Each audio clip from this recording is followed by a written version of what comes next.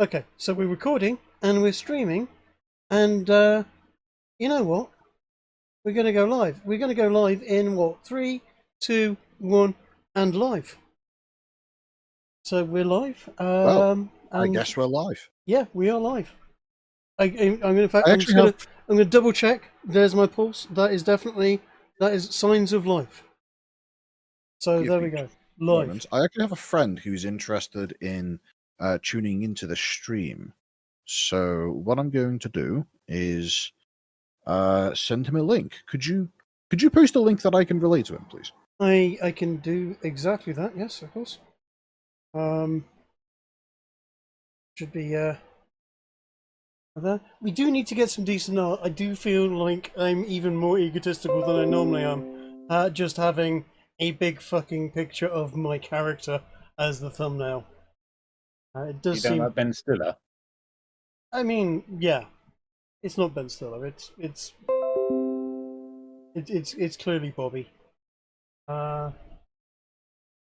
Stiller. Bobby Plant. Bobby Ignatius Plant. Just signs his name R.I.P. Because, you know.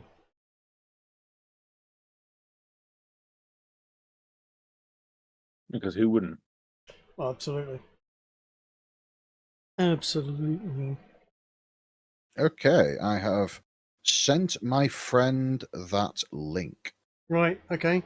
So The majority of people, they're still seeing the world new in the chat. Right.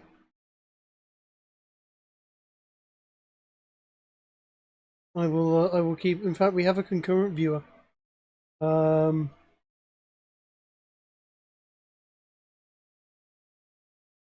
I've just tuned into the stream myself so that I can keep an eye on if anybody sends comments and they're like, and oh look, it's Sisyphos. It is. That's not the person I sent the link to, but very good. Told you, we get viewers. We haven't really started the game yet, but you know, three things in, episodes in, and we've got 100+ views on the other two. Quick trig. Open the merch store. Open the merch store. Yeah. Sure. Yeah, there we go. So we go live. People watch this channel, or person watches this channel. We are internet famous now. That's it. You know, we'll start doing free kind of famous free fucking giveaways with merch and shit. We'll be Mr. Beast all over again. All we need now is a pedo. Oh god! I think he got rid of that. He did. He changed it. He has got rid of the pedo, but he hasn't got rid of the fact that he's been selling fucking gambling to kids for years. There's some problems going off there. There we go. That's my review of internet scandal for the week. Big YouTuber is scumbag. More at 11. I don't know one big YouTuber that isn't a scumbag other than PewDiePie, and he's been a bit iffy at times. What about Total Biscuit? Isn't he dead? There is one big YouTuber. Isn't he dead and was a bit of a cuck before he died? Yes, he is. So, I don't think he ever had a scandal. Quite dead. He did have a bit of a scandal. He turned into a massive cuck. Oh god, the Trap's gay thing. Yeah, exactly. You know what? That was actually kind of funny at the time. Well, our Trap's gay. Yeah, it's an old, and the whole reaction. It's an old meme, but it checks out. Yeah.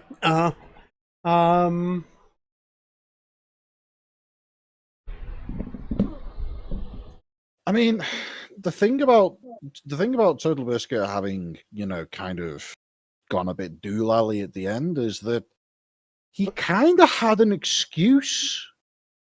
Well, he kind of had cancer. Being cancer. Yeah. I mean, the excuse being cancer. Yeah. But the excuse is the cancer, not that he was cancer, and therefore, yeah. Yeah. I think that is also true. But yes, he, yeah. He he had a traumatic end of life experience, I feel. Cancer does tend to be a fairly traumatic end of life experience, and yeah. Anyway, it is not a happy thought. yapping aside, Yeah, who would like to give You're a muted. recap of the previous sessions? sure. I did the last one, so would Trig, you're muted. Oh, Oh, dear. I'm apparently muted. I'm not Technical muted issues, on I'm my guessing. on recording. They can hear me. They can hear me If on you the shout recording. louder, Trig, you might come through my mic, and then they might hear some of you. See, they think I'm muted on the Discord. Just walk over to Kiki's laptop and say your You piece. see, if you've been watching the fucking stream, you'd have noticed that I wasn't muted at all. I just was muted on Discord. So that sounds I like like being being muted. So the people, no, the guy on the stream was listening in. He could hear me. That's and that's Interesting. Oh, That's that's all great, that's because he wants important. to play the game. yeah. No, that's all that's important. Is viewer is important. You lot, well, yeah, ish. boomer right. tech problems. Am I right? Too many microphones. Too few computers. There you go. No, I was recording via the Yeti, and I'd forgotten I'd put the headset mic on so I could go and make a cup of coffee, which has since my cup of coffee has since emptied. Oh, for a minion that would make me coffee when I need it. Oh, Wow, what a subtle hint. Right. So yes, no. I did the last recap. So does someone else want to do the recap? Because we can't. I think. Yeah, we went on a boat trip. We fought a giant starfish. Awful fucking recap and wrong. So yeah. Not. we I've certainly heard better recaps. I must admit. we left the village after a great concert. We teased the fish seller just a little bit before getting on the boat. We got on the boat after doing a bit of a shopping trip. I bought a wicked fishing rod. I went trundling down the river with the chap from the shop. His name's shot out of my head at the present moment. Jake, that was it. We did a bit of fishing. Caught a big fish. Huge fish, actually, considering I'm a halfling. It's probably bigger than me. It was at least this fucking big, you know what I mean? And envisage, as a halfling, I am holding my arms as wide as I can get them. It was that big. But we've eaten it now. And whilst we were eating it, we got attacked by something out of one of Dai's favourite animes. From the...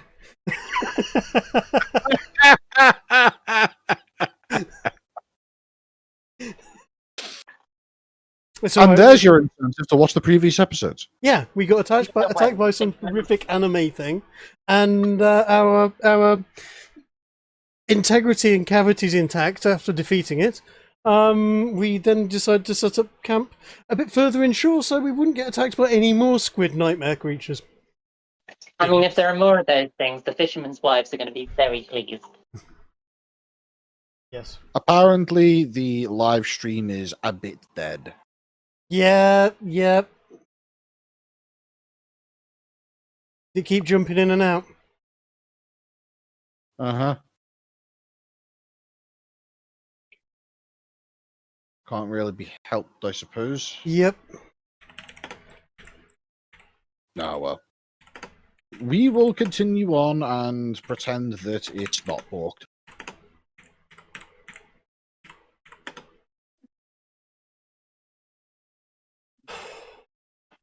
We will push on. If it keeps on failing,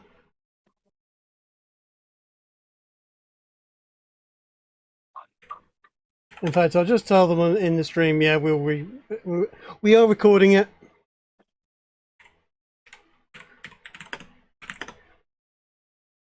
You know what? Let's end the stream. Let's end the stream and carry on recording it. And because this is bad. I've just watched it drop in and out 3 times. Oh, Jesus.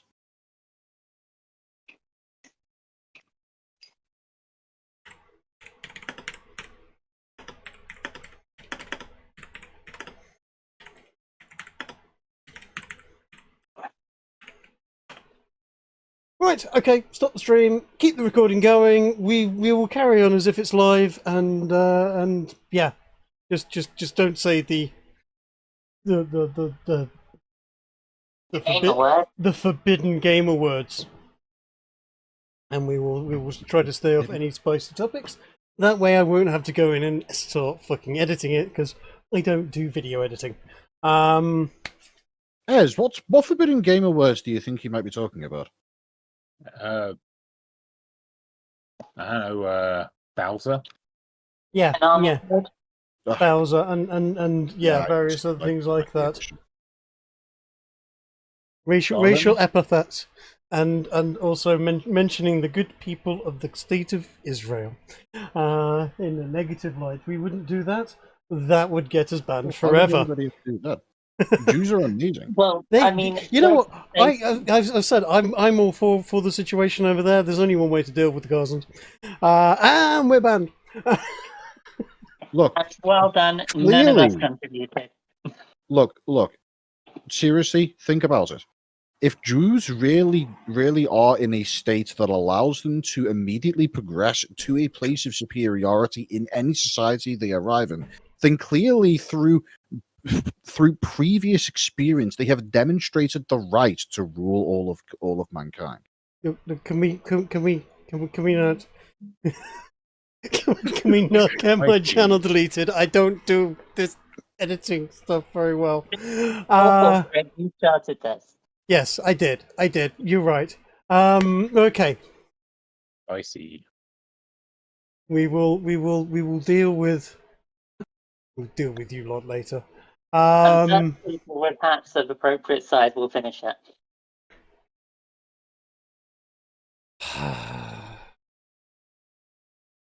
Right. Anyway, let's carry on with the game, shall we? Indeed. Let's focusing on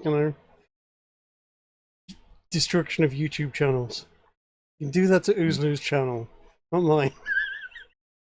Does he even still have a channel? I don't think he does, actually. Probably not. Good gods, things in the freezer are so cold. They're supposed to be. Yeah, but like really Congratulations, Kiki. You have a functioning freezer. Hey, Kiki, is your freezer running?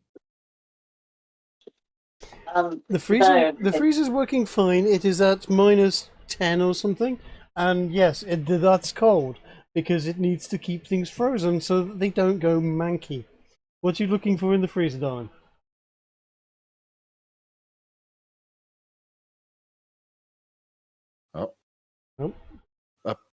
She's looking for something. We'll never know what. We will never know.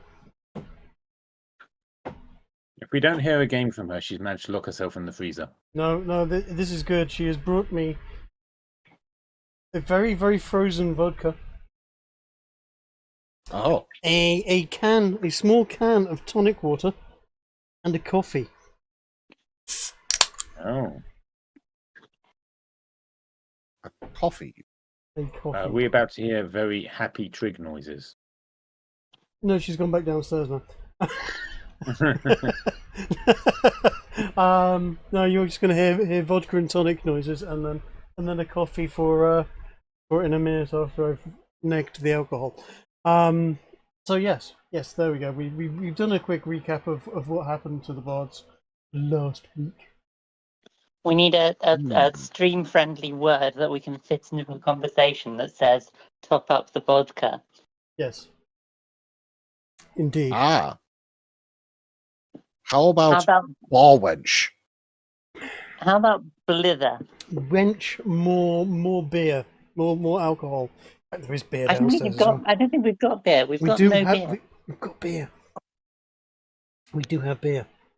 Ah, no. Better. That scene from the first Thor movie where he smashes the cup and shouts, "Another!" Indeed, that will do. But Greg will be very drunk if I bring him a drink every time the word "another" is uttered. And Fair. I don't think we've got enough vodka. You're making that out to be a you problem, Kiki. I don't get it. Right. Anyway, moving on and to other things like that. Where were we? Okie dokie. Yes, we don't actually have a Motch or a Coatrack with us at the present moment. Although both said Indeed, that they we would don't. be with us at some point. I did check yesterday with Coat, and he was like, "Yeah, of course." But he's not Motch online. is due to arrive at about 8:30. So in about an hour and a half, I would guess. I think our You know it's drummer just 9 o'clock right now. Yeah, yeah, you mean I half think past our 10? drummer just Oh yes, it is. blends into the background and the shadows, right? Yeah.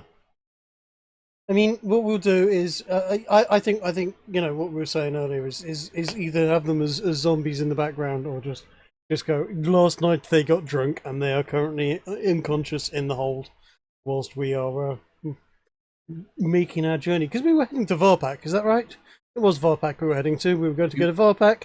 We were going to then try and pick up a boat and sail up to Donheim, or trek it on foot, doing a big Yeah, northerly we were thing. going to find secret dwarf plan? instruments in the mountains.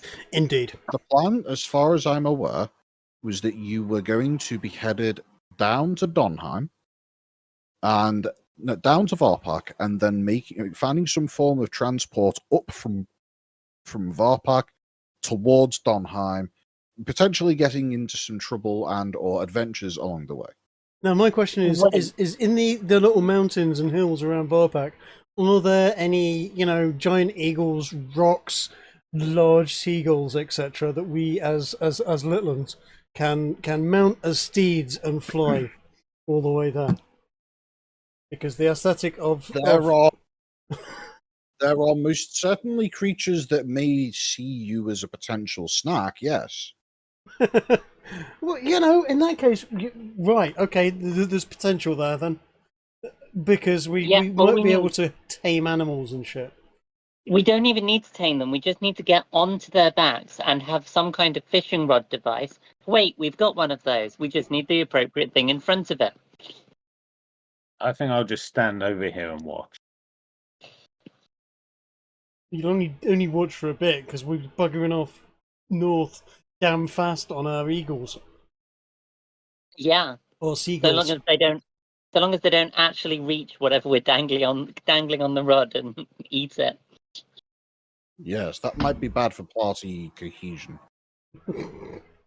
Indeed. That's one way of putting it.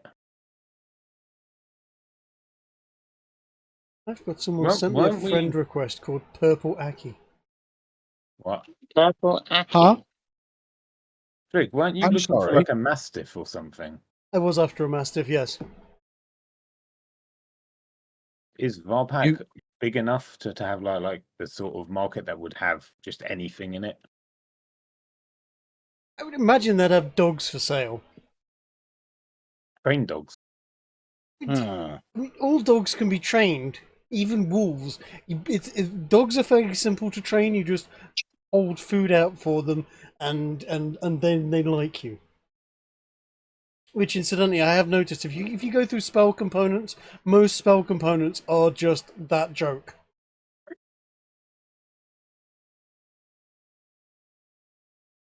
Have you noticed that? So was it was it wind or something like that? Is you need some beans, and yeah, honestly, there's a lot of spell components. Physical I think components. light requires you to have a firefly that you can attach to something. Yeah, exactly. They're always Yeah. they're always a basically a practical joke. Anyway, where were we? We were on a boat. Oh, have we woken up in the morning? DM, tell us what we are doing. Where are we? We were camping last Well, time I remember. As a matter of fact, as of the end of the previous session, you were not on a boat. The boat had been taken over to a nearby mooring point just past a small footbridge along the river, during which you had decided to make camp just off the side of the river's bank, and then encountered the entity. From that point, you then decided that you were going to You then decided that you were going to fight it, and that's where we left off. So, as of the passing of the night into the day, the situation would be as follows. Jake, the boatman slash housekeeper slash shopkeeper of Noblegate, is currently making his own camp. He has decided to make camp about 200 feet away from the riverbank because the events of the previous night have freaked him out just a little bit. Mm-hmm. Well, And in turn, the rest of you can either choose to continue on with your current making of camp nearby the boat, or you can choose to have made camp a little bit further away, closer towards the owner of the barge. I mean, I think we join the owner of the barge and make sure that we all stay fairly close together. And Are you perhaps suggesting that you avoid splitting the party? I'm definitely suggesting we do not split the party. Splitting the party always bad. Right. Good to know. Especially for the DM. I mean, if you just want to... I'm perfectly happy for you to split the party, so long as you're happy as the members of the party to suddenly have considerable portions of the game occurring with half of the party not having anything to do. Yeah, no, that's exactly. It's always bad. Yeah. Always bad for the party.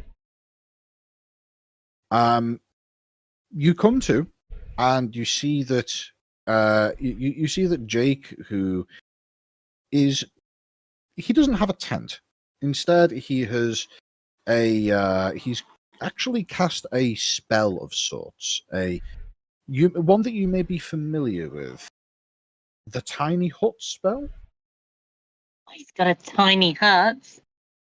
Indeed, he does. In fact, as all of you are bards, I believe that is a spell that exists in the bardic spell repertoire. It is. It's not immediately available, but yes.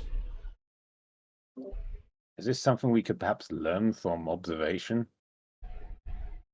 It is not something that you can learn from observation right now, due to the simple fact that you do not have access to third level spell slots. Yeah. However, I will say that this is a spell that you are able to be inherently you're able to gain an inherent understanding of upon seeing it. When you gain the ability to rank up to such a degree that you gain access to third level spells, Tiny Hut is a spell that you will be able to choose. Nice. In much the same way that a baby is able to have an instinctual knowledge and recognition of its mother's smile, your bardic characters have an instinctual knowledge and understanding of the nature of a bardic spell, even if it is not cast by a bard.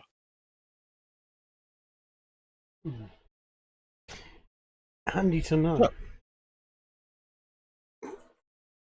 By the nature of the tiny hut, as you all come to wakefulness, you notice that the temperature and humidity of the area in which you are in is perfectly suited to a comfortable sleep.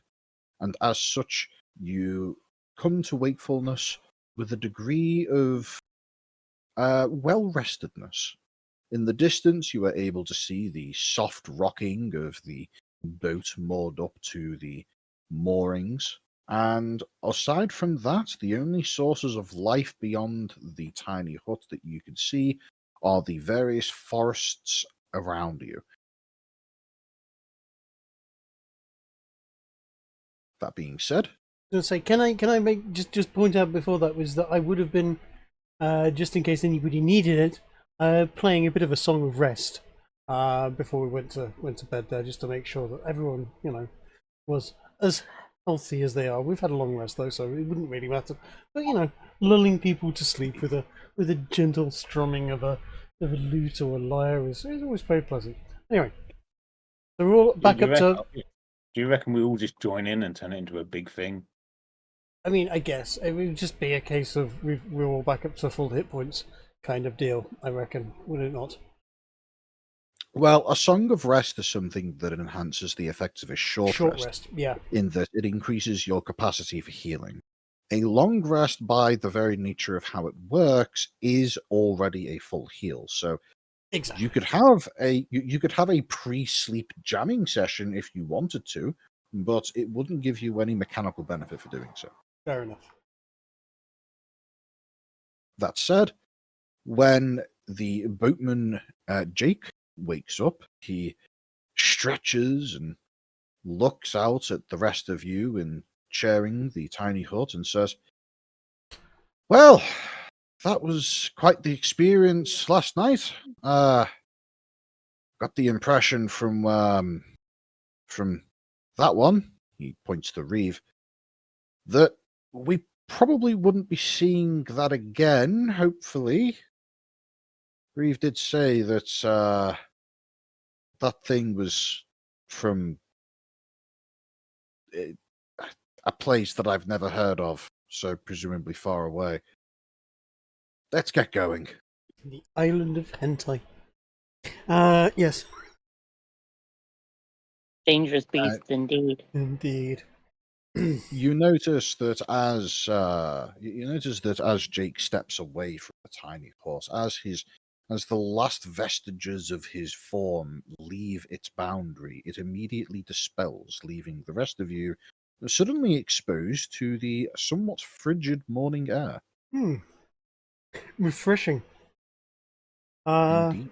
I've got mumbles. Why would a hen need a tie? Yes. Taking off that comment again.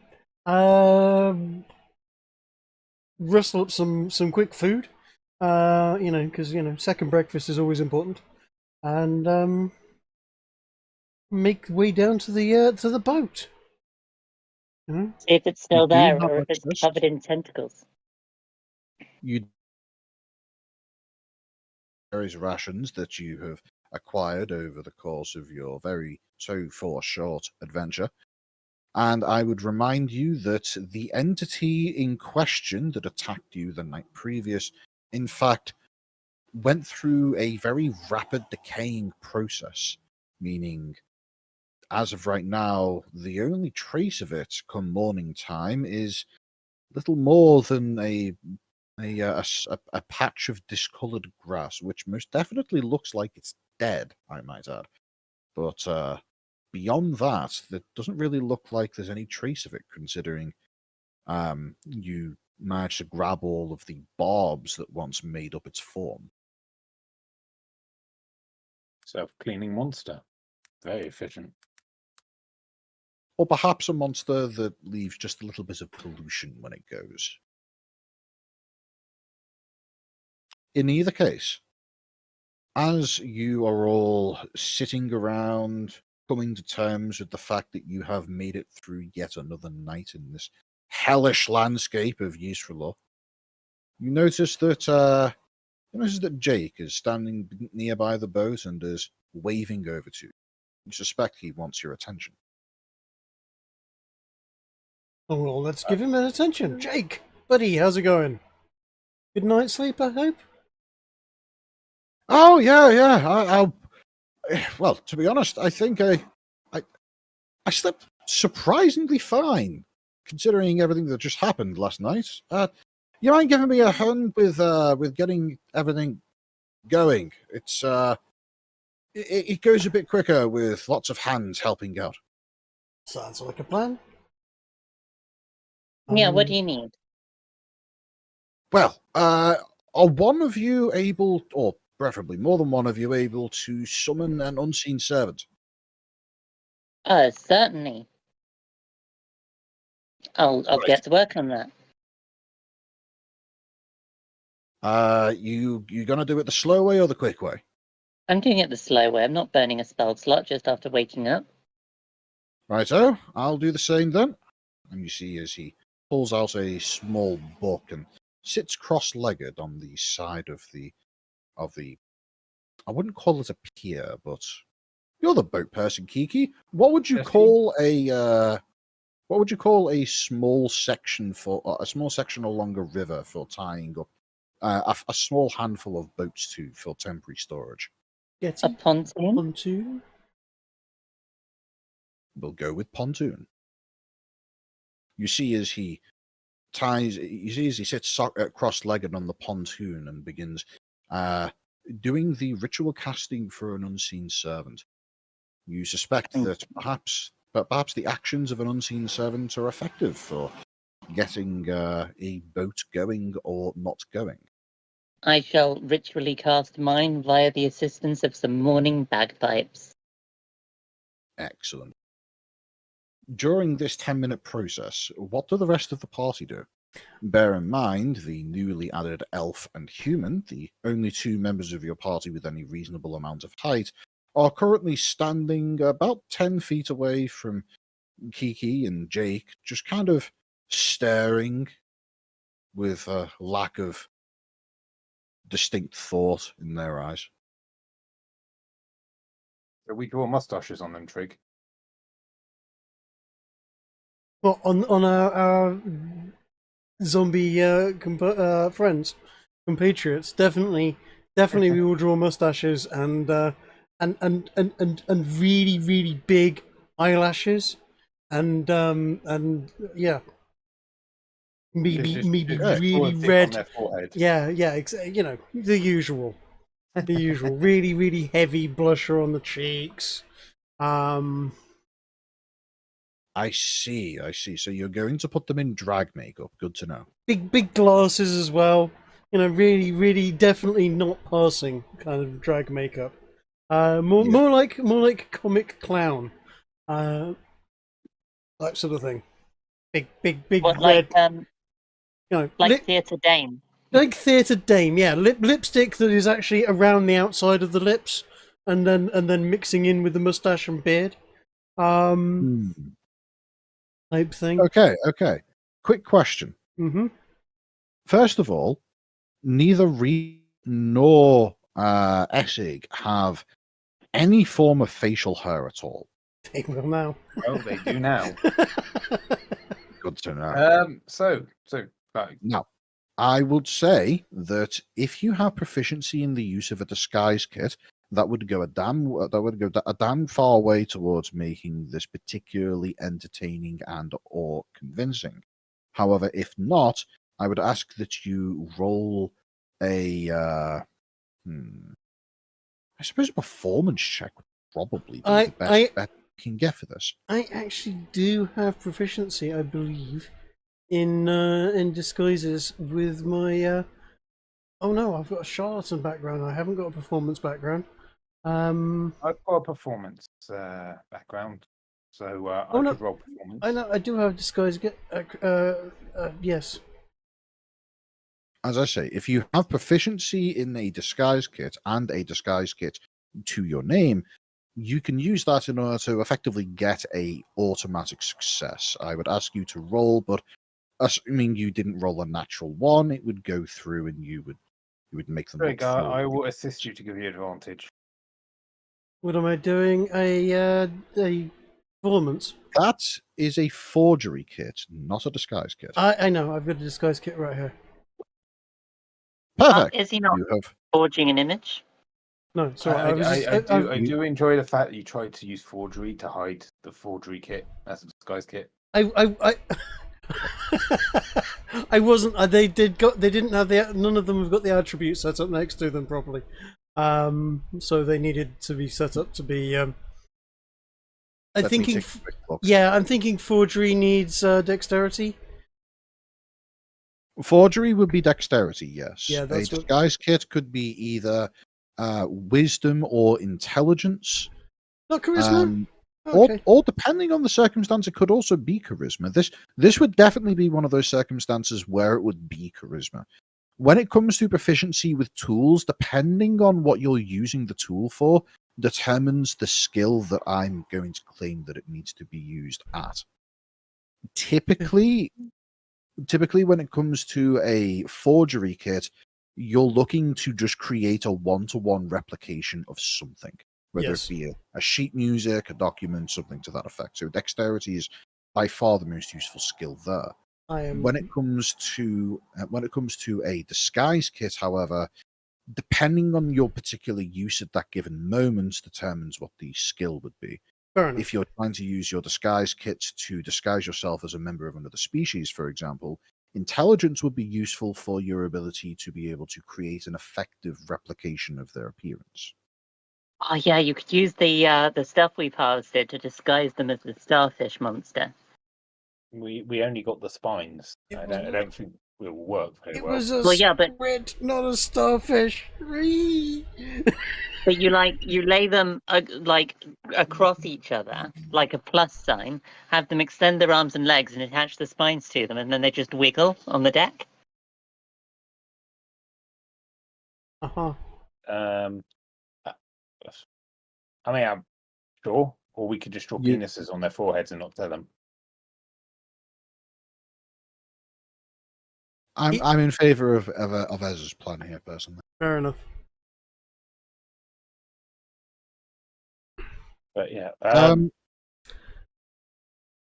After a few minutes, you are finished with your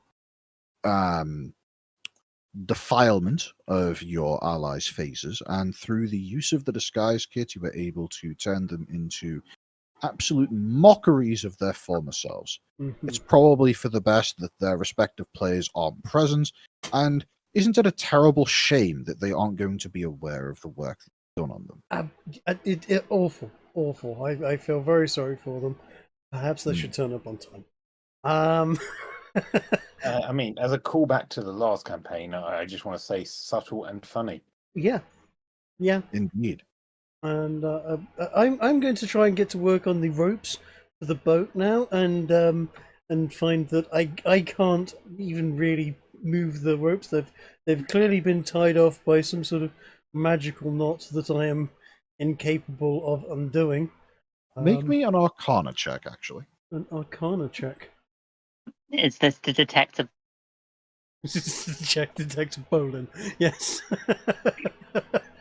An Arcana check.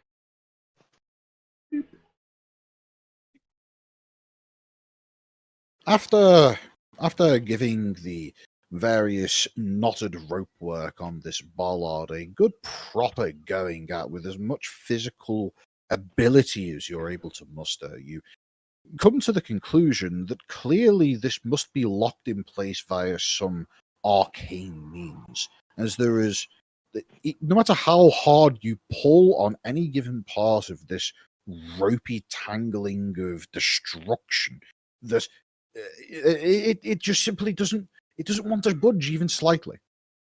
That was exactly what I thought. Magic. I would and I would I'm, like to use a perception roll to just see if this is just a knot.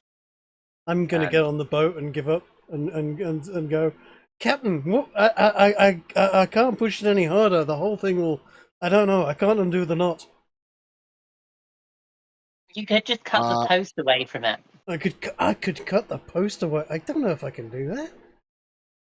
At this point, you see as Jake opens his eyes and stands up, and this is roughly at the same time as Kiki, your ritual summoning of an unseen servant also concludes.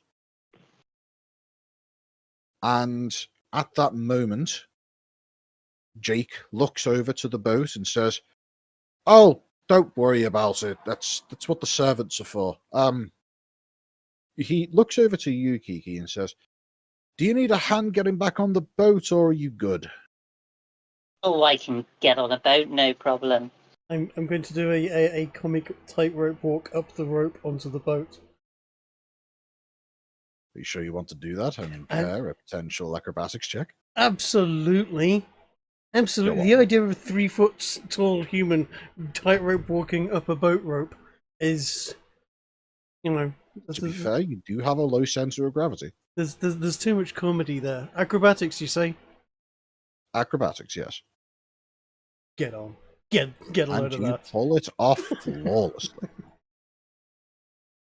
There we You go. get You get a raised eyebrow of surprise and impressiveness from the boatman as you masterfully walk your way across the rope as if it were a simple curb on the side of the road.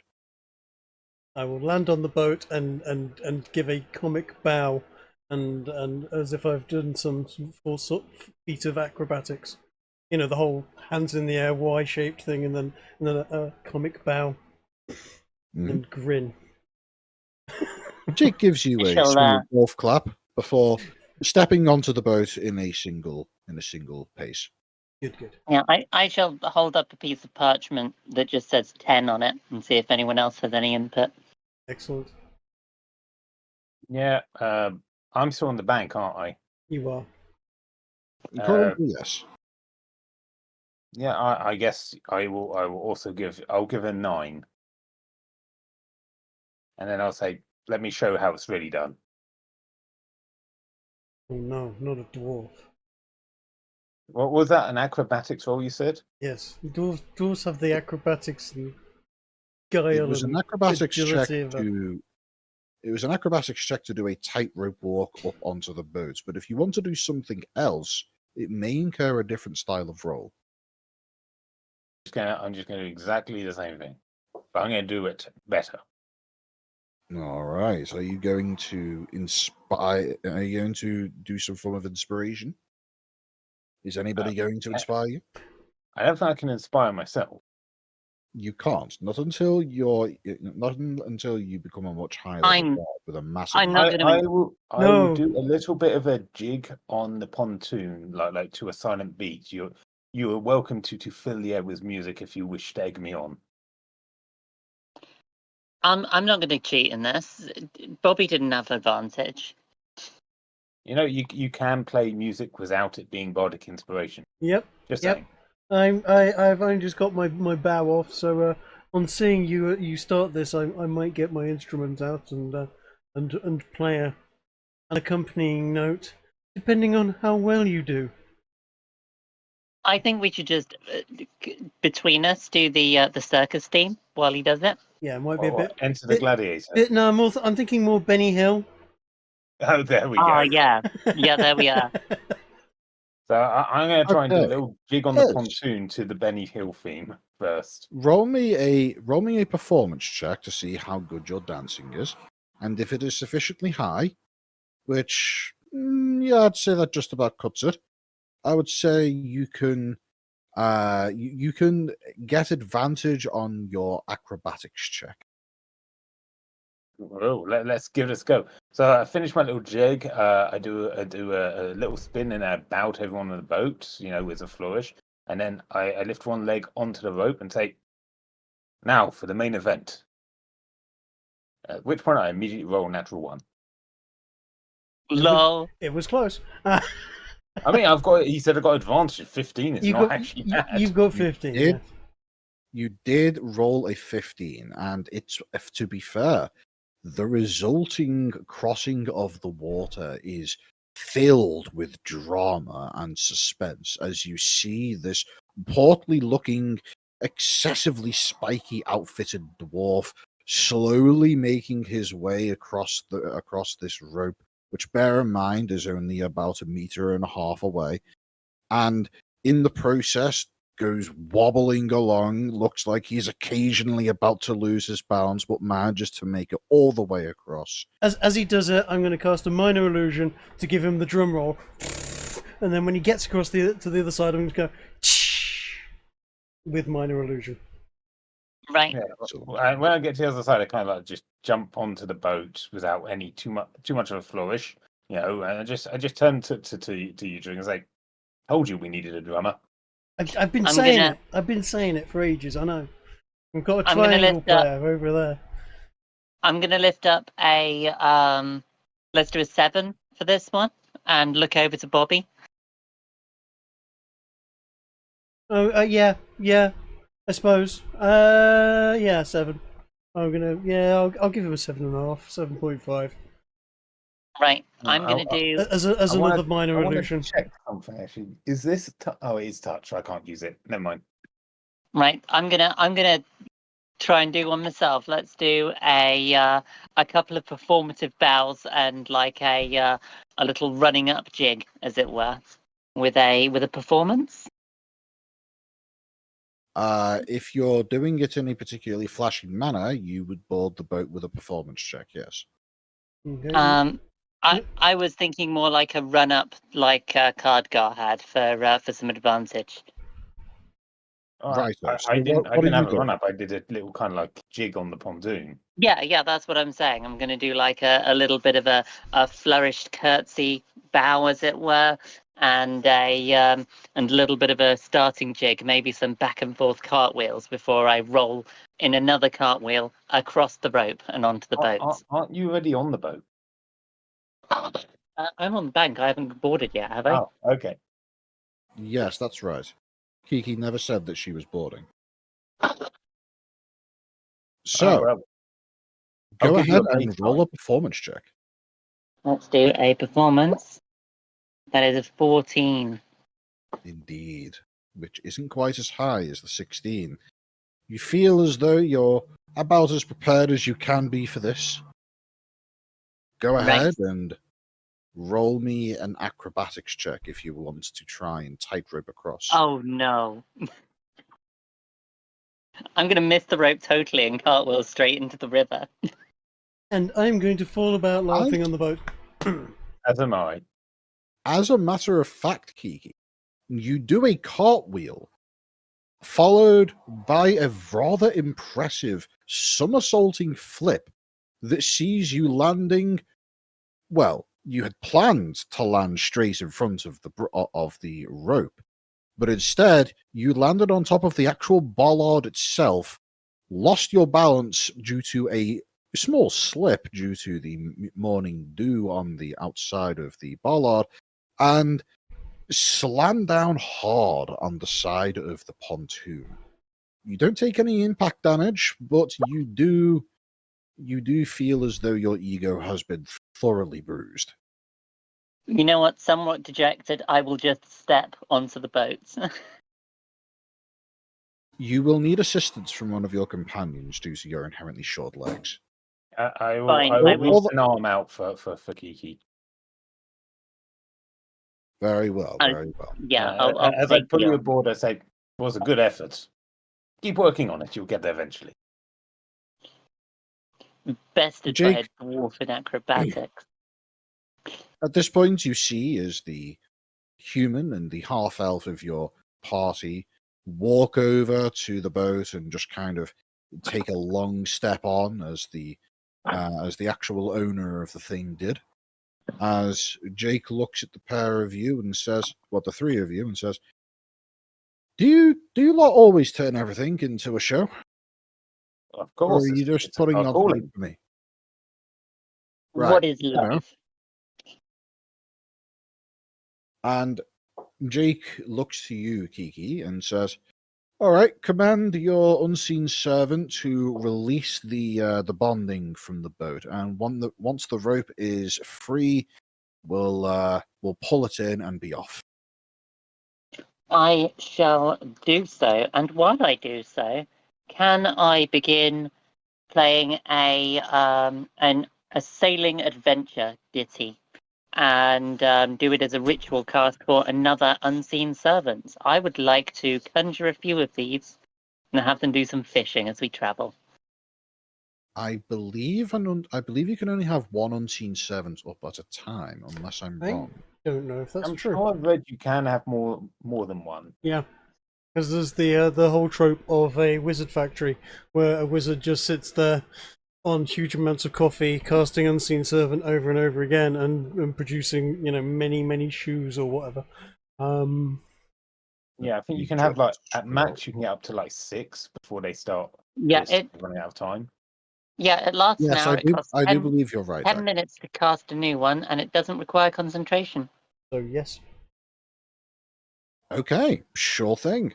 So when you command your first unseen servant to begin untying the boat, you hear as Jake commands his to assist your unseen servant in doing the same.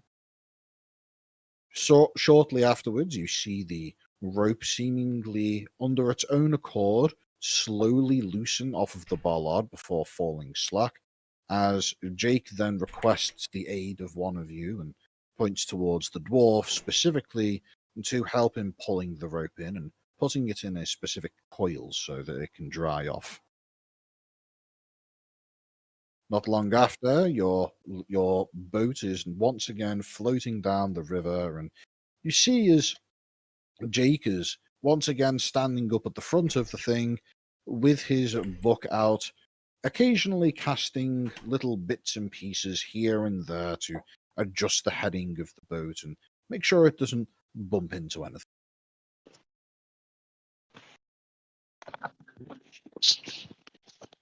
So, Kiki, Yes. once you have created your second unseen servant, in the time it takes for you to generate a second one, you notice that your first vanishes as the boat has sufficiently made its way away from the location of the two invisible servants, such that it leaves your influence area. Can it not stay within range of me? Not unless you intend to have it, not unless you intend to command it to follow you along the river, which I suppose you could. Yeah. Okay, well, Jake certainly doesn't make such a command. So you can have one unseen servant keeping pace with the boat, and the other actually on the boat with you. I would like it to keep pace just under the waterline and grab any small fish that's able to pick up and drop it on the boat as it travels. I'm going to say that an unseen servant can't keep up with the boat if it's underwater. It can if it is on land. It can't if it's attempting to swim. I mean, it's mindless. It's shapeless. It's a shapeless medium force. My interpretation of the unseen servant is that it has the same limitations as a elderly butler. It has a very low strength. However, it is capable of pushing against things, so therefore it has some degree of corporealness that would need to be pushed through the water. It can push through the water, but not very quickly. Right, does Okay, that mean when it's underwater we can actually see its shape? It means when it's underwater, if there are any particulates in the water, you can see the actual disturbance of the water around it. But by the very nature of the spell, it itself is unseen. Then I shall have it just above the water, floating, and it shall reach in and grab fish, slightly ahead of the boat even, and so that it's got range to reach in, grab any small fish that it can get to, and come back up. I mean, it's good. It's going to be doing it the whole journey. It doesn't matter if it fails a few times. Some of them are going to be successes. Sure, I would say roll me a d6 to see how many fish it's able to catch in the hour that it is available for. Okay, is that for all 6 of them? This is just for the one that is on the bank. So I would say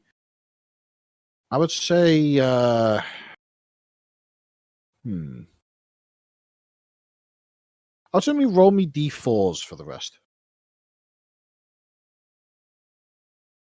So that's 16 fish, guys. Damn, Indeed. that's Damn. a lot of Now we fish. just need to get some potatoes That's- and we can have a proper English meal. That's enough for lunch. That is enough for lunch and brunch and for pre-dinner. Maybe if we can get some potatoes.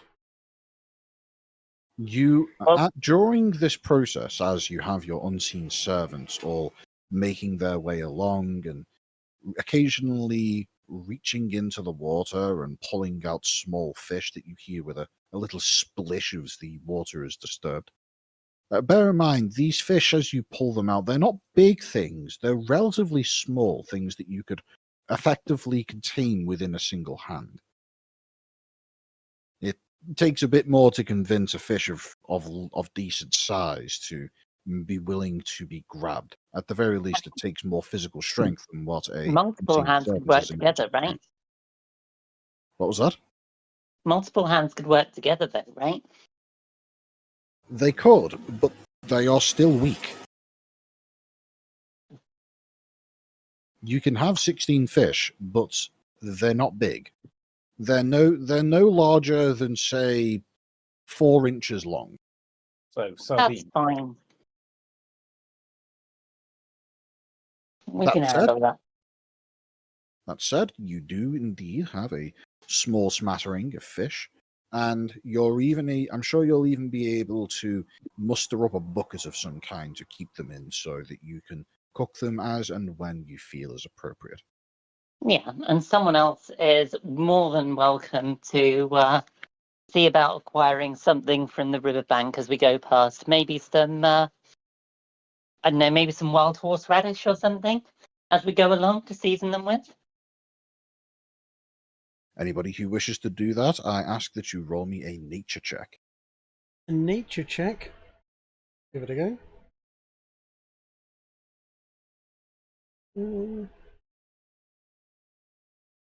Have some Okay, bardic sure. inspiration on this trig.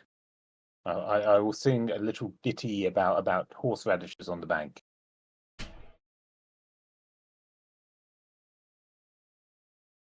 And a bardic inspiration. Yep, Indeed. 1d6. 1d6 extra. Thank you. We'll add, Nice. that's an 18 in total.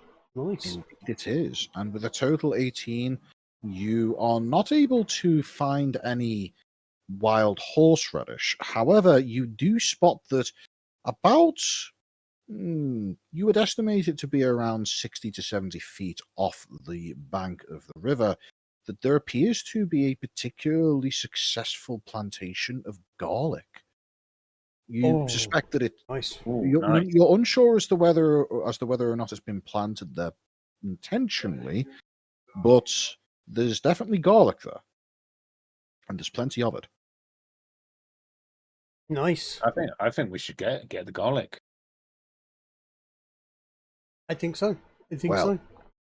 You are on a boat on a river, and there is at least 10 feet of water that you need to cross in order to get onto the land again. How do you go about solving this conundrum? Can we ask Jake to pause the boat for a second?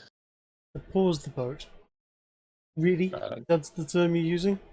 He could just I'm not a boat ease person he could like just you. ease it over to the shore a little and so on. He is controlling it by magic after all.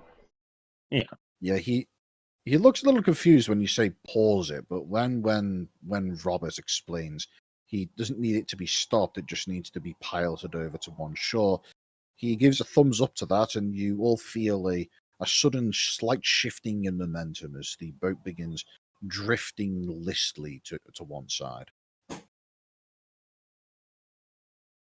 I meant to say lazily there, not listily.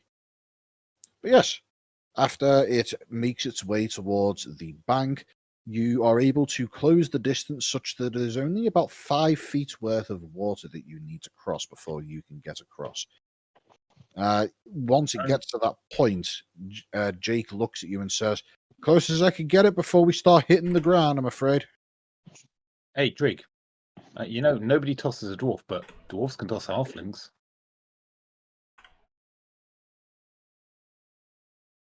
How far away did you say it was? You would have to go about 10 feet if you wanted to safely clear the bank, but 5 or 6 feet would do it with a risk of having muddy soles. But so 5 or 6 feet jump. Because a throw sounds dangerous, whereas an athletic. I'm not thinking throw. I'm thinking like if you do kind of like a run up along the boat, hop onto my hands, and I just boost you up as you jump. Go on You then. do a toss. I'll give you bardic inspiration. Go on then. Yeah. What do we need to do for that? I'm guessing I need a strength. Or an That athletics. throwing something would definitely be an athletics check. It's not a throw. It's A boost whilst I do something acrobatic. Yeah, so essentially. he's going to like run down along the boat to get speed, and then jump onto my hands, and then I'm just going to like lift my hands up as he jumps onto them to give him extra jump distance. Yes, I understand. However, this is what I would call a measured feat of strength. Yeah, it'll be strength on Okay. on your part, as it wouldn't be on. Yeah, I would need For to do. Ez, yeah. you're going to roll an athletics check. Trig, Okay. you can roll an acrobatics to see if you could stick the landing. Now, who is my inspiration going to? Does it go to both of them? Can I spend 2? You can only spend one. However, one of the other bards currently hanging around and not doing anything could probably be coaxed into giving some inspiration. Tell you what, Yeah, I will do my bardic inspiration on Ez, because I have a and you give me inspiration, Kiki. There we go. That sounds like it'd be effective. Perfect. Ez, go for it. Garlic on the bank. Here we come. Oh fuck. Oh dear. Plus you 1d6. Yeah, Uh-huh. I have had the worst dice for this campaign. Right. Okay. Let's. I think you're getting wet, Trig. Maybe. Okay. Khadgar is able to effectively launch you. However, in doing so, you feel as though you end up being launched in not quite the ideal direction. Nope. And in doing so, he also manages to throw himself off balance and lands in a rather unceremonious fashion on his ass. He doesn't go in the water, but Rob, You with a might. natural one, he doesn't go in the water. I'm Rob. guessing I Bardic fall over inspiration. backwards whilst But- pushing you forwards. Yeah. the bardic inspiration saved him from going in the water. Meanwhile, Trig, you managed to get quite the springboard effect from your friend, catapulting yourself forwards and even doing a little cannonball-like spin as you go. And in much the same fashion as your halfling companion tried to do with the bollard, do a perfect Y arm-shaped landing straight into the mud on the bank of the river. You're not in the water. Is there but- something I can add to this? Cardigar, next time I'll do it on my own, you complete No, klutz. hang on. No, Is there something I no, can that's add- what I'm saying. I'm saying klutz. No, but before he lands, I want to know: can I cast Featherfall on him to give him extra distance? I could have landed that myself without your Hmm. assistance. I'm saying like I might still be able to save this. If you want, you can cast Featherfall on him as a reaction in order to propel him considerably further such that he wouldn't hit the mud. Do you have a problem with this, Trig? I do not have a problem with you clawing back the utter mess you made. Okay. Trig, you are in a state of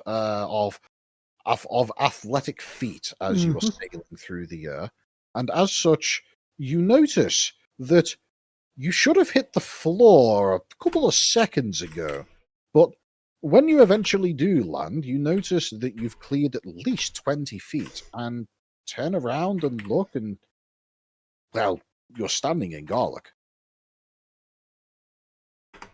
The majority of it's still a bit further away, but there's at least 2 or 3 bulbs that you suspect may be within reach of you right now.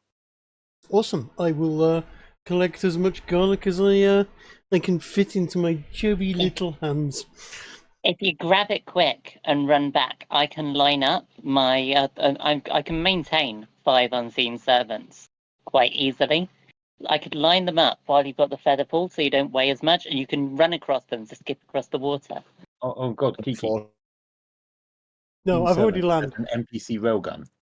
No, to get back. I mean, Oh, to get back! Oh, that's cute. Yeah? can we do that, Jin? Unfortunately, explain to me what you're doing with the unseen servants. I'm lining them up in the water or alongside the water so that they can catch his footstep each time he steps across while he's featherfalled and weighs a lot less. so that he can quickly dash across back to the boats. Unless somebody is able to cast Featherfall again, that wouldn't work, as Featherfall ends as soon as the creature lands. No, it lasts a minute. It says so. It lasts a minute. No, it says if the If the creature creature lands before the lands- spell ends. Yep. Oh, But Killjoy. I have another Featherfall, so if you call out to me, I could do it. Yeah, do it again. I mean, this And will I'm gonna- be cool. This will be cool to watch. I'll give you another Featherfall. I'll get my axe out and do some rock music about walking on water. Okay. Yeah, I'd we'll say do Cardgar give me halflings. Cardgar, give me a performance check. Trig, give me an athletics with advantage. Well, Not athletics. Can I very assist? strong. Can I assist with the performance? Oh, I've said I- that too late, but I was saying it as it came up. I would say that you managed to request the assistance just in time. Yes, so that's a 24 rather than a 6. What am I doing? Athletics, did you say, or acrobatics? This is going to be an athletics check, as you're going to need to try and jump with enough force that you can give Cardgar the necessary reaction time to hit you with a Featherfall before you hit the water. Fine. It's okay because we are halflings and we are lucky. We are So lucky. that. Oh no, that's a 6, isn't it? Yeah, that is a 6. Yes. That is sufficient to have Trig hit the water. However, I'm going to be kind and say that Featherfall can be cast on somebody in water, as technically, if the creature lands before the spell ends, not waters before the spell ends. I'm not going to be this kind very often. So, Trig, that low of an athletics check results in a very thoroughly soaked Robert being featherfalled and then effectively stair lifted up by a chain of unseen servants back onto the boat. Just to check, Fantastic. how quick can an unseen servant move? I believe it's 30 feet per. I believe it's 30 feet per round, same as a standard creature. And you've got 5 of them, yeah. Yeah. So Trig could literally just dance and tumble across the water now, and they'll be able to keep up with him, just keep him above the water. For the next minute, yes. Trig, you know what you have got to do. What do I have to do? What do I have to do, You got a river dance, my dude. Mr. fucking rolling wands for everything? What do Dude, you go got a river with my dance. safety again? What am I going to have to do, Mr. fucking natural wands every roll? Go on, tell me what go on. What was it again? River dance? You got a river dance. Fucking don't. I'm going to get back on the boat before someone kills me. But you got the garlic, yeah. I've got the garlic. Yes. Okay, all we really need now is some butter. Roll me 2d6 to determine the number of viable garlic bulbs you were able to pull out of the ground. 4. Very good. Weak. Very weak. I will say. I'm recovering from the in addition to disaster the that kept four on befalling me. Can you lucky that one I as a halfling? I suppose I could lucky You that can't. one. Are you sure? I believe lucky only works on d20s. When you roll a 1 on an attack roll, ability check, or saving throw, that's a check. No. You can re-roll the die. When you roll a 1 on an attack roll, which is a d20, an ability check, which is a d20, or a saving throw, which is a d20, you can re-roll the die and must use the new roll. I see. No D20 mentioned there. But fine. Go on then.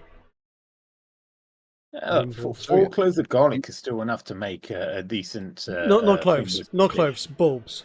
Significant difference. Oh, If I said cloves up until this point, I was meaning bulbs. garlic grows in bulbs, not cloves. It does. But if you plant a clove, it'll turn into a bulb. I tried that recently. It died. You need to water it. That might have been what Yeah. I was doing wrong. It's also preferable that you leave the clove outside of soil until it begins producing Germination. a shoot. Yeah. Yeah, you Oh, got yeah, to no, germinate first. The clove had started shooting. But yeah, I guess I just have green finger. Fair enough. Yes, I could only assume that Whilst you didn't wish it good night. whilst cooking and various other things are happening following this mess, I am going to nip below and do a few bits and bobs in private and quiet. I'll just sent you a quick DM to show you what I'm up to. But while we're in public, Aha. I see.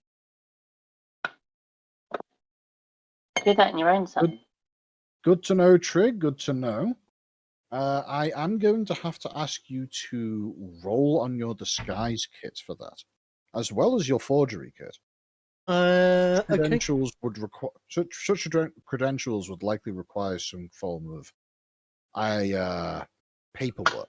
Oh yeah, I mean it does say there, including paperwork, personal letters, various other bits and bobs.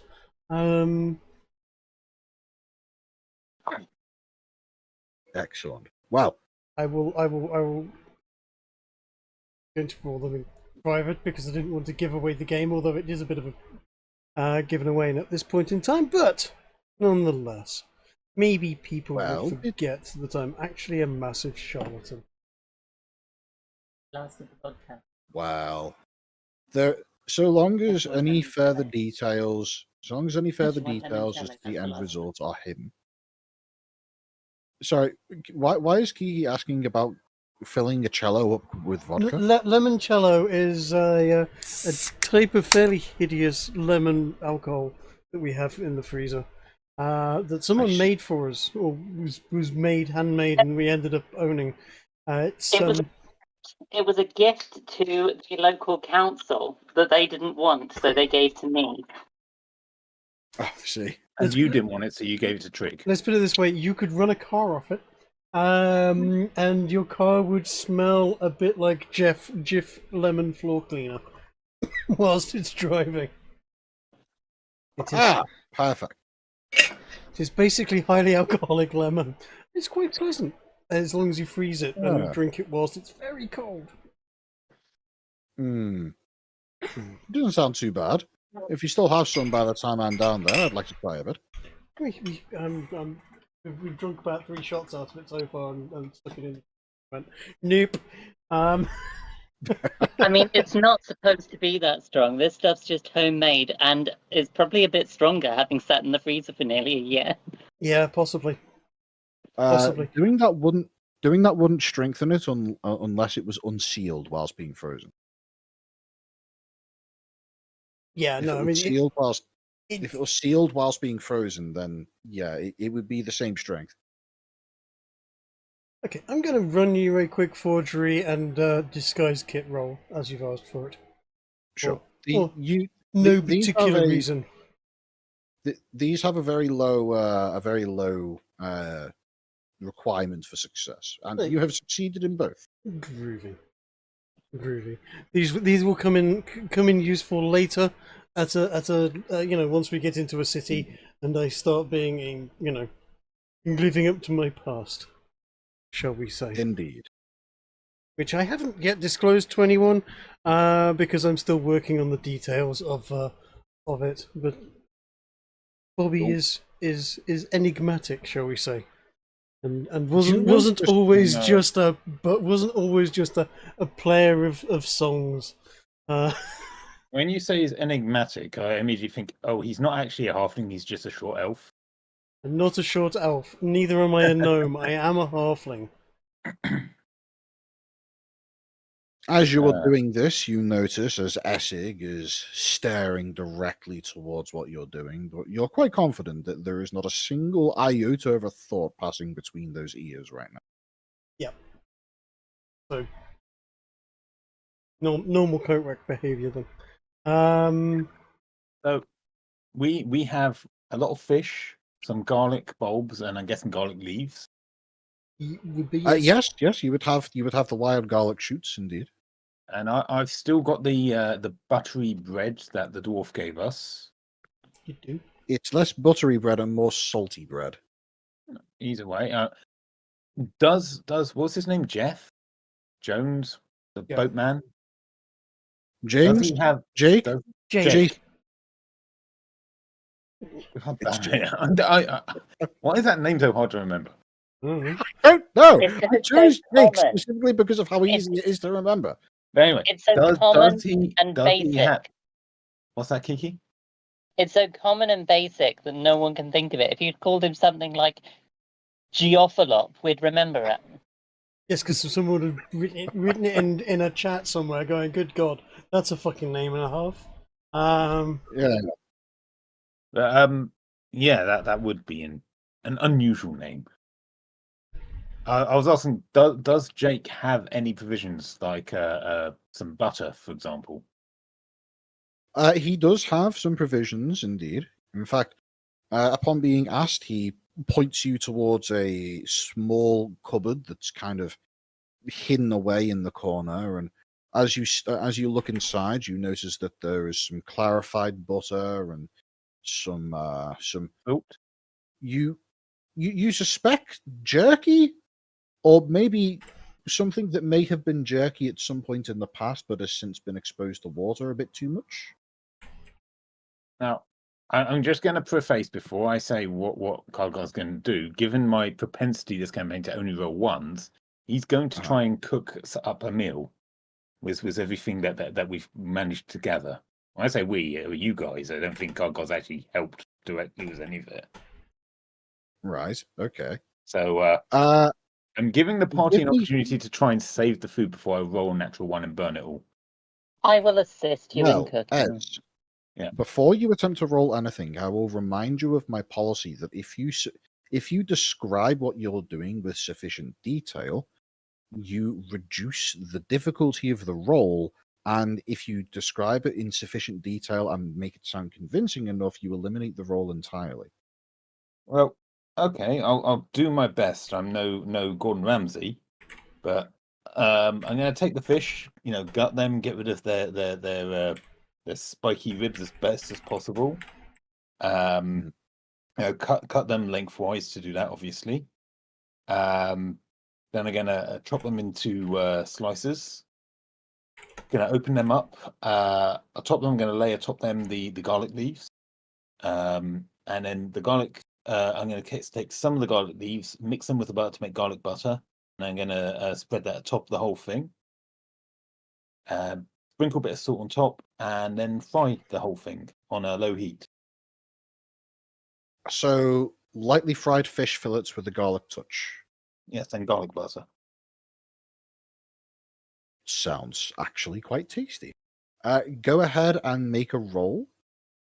I would say if you have a food kit, roll that, but I don't think you do. I have So- brewer's tools. I don't know if that works. I'm presuming I can Sure. assist for advantage. Please do. You And- can assist for advantage, yes. However, Can I I'm going also inspire? yes, you can. Ez, when Yep. you roll, use your brewer's tools. Yep. Not because you're actually going to be using them, but because it's going to have the same proficiency and things of that nature. Makes And sense to me. when you do so, make sure that the brewer's tools skill setup is set to draw from your wisdom. Okay. So, yeah, I've already got that. Okay, here we go. And I'm getting inspiration and advantage from Kiki. Is that right? Yeah, with a That's right. pan flute ditty. Oh, very nice. 18 and a Base. d6 and a 5. Nice. I believe that's Not a 23. bad. I guess I am Gordon Ramsay. Excellent. By the Maybe time you are Tortons done, Ramsay. you have effectively achieved what amounts to gourmet fish fingers. Damn. Well, I will upon have certain inextricably gotten hold of Coatrack's triangle and use it to call everyone to come eat. Coatrack, being in his current state, wouldn't put up any kind of a fight when you take the triangle off of him, abuse it briefly, and then hand it back. Awesome. So, with that said, you get a good, solid series of compliments from Jake as he samples some of the fish and follows it up with, that's quite excellent.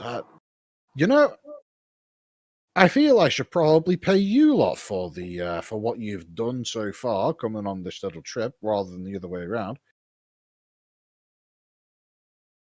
I thought we were coming for free anyway.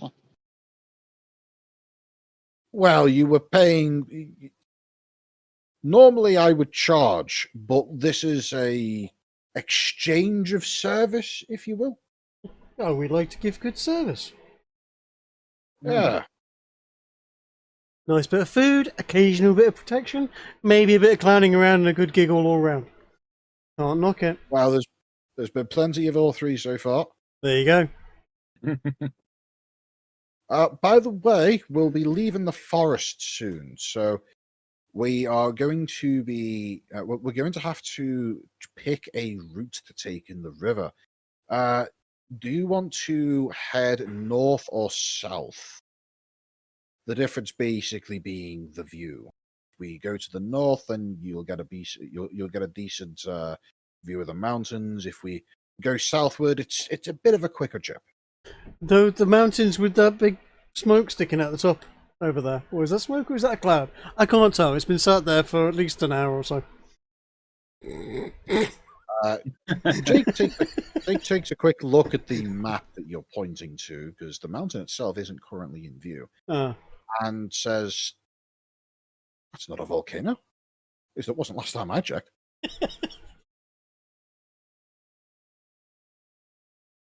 Well, the world is what we make of it, Jake. Indeed.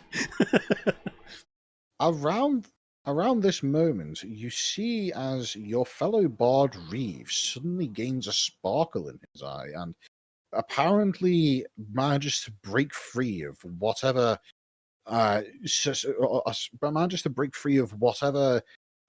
state of trance-like incompetence that he's been operating in for the entire session. Motch, welcome to the game. Indeed. Hello. Hi, how you doing? So far, you have missed a significant quantity of clowning around, both with trying to get a stream up and running and failing, and trying to board a boat and failing. Oh, no, some of us got on the boat, just some of us didn't. Yeah. It's okay, we took good care of your character. Yes. We have in no way, shape or form drawn on their face or made them look ridiculous. Now, why did you go and say that? I was fully planning on having Motch's character be thoroughly derided and mocked upon arriving in Varpak without her player having any idea as to why. Well, their player Yeah, I mean, doesn't I know. said- They've been in a a semi-drunken stupor or whatever has taken hold of them and left them in a zombie-like state for the game Indeed. so far.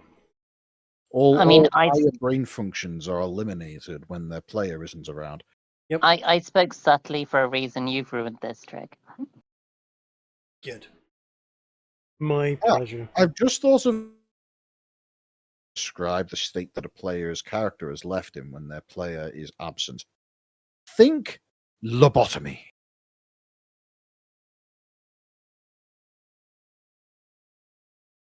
Bushmills Irish whiskey. Yeah, Nice. very nice. Yeah, no, I quite enjoy an Irish whiskey. Then they're a bit more sort of how to put it. Scottish whiskey has more variation and some very, very good ones, but Irish ones tend to be, yeah, very nice mixes with Coke and stuff. Ez likes the taste of dirt in his drinks. Like, good to see, good to see.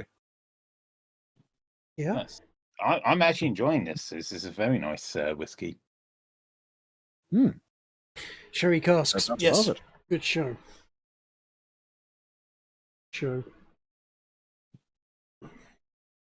So, now that Reeve is once again back in action, the boatman is waiting for your response as to whether or not he should guide the boat down the north split of the river or the south split of the river. We have to take the north split. You know, with seeing the mountains, it will inspire us. Go on then. Yeah, we need to see that You know, volcano. we'll certainly get at least one more Suno song out of that.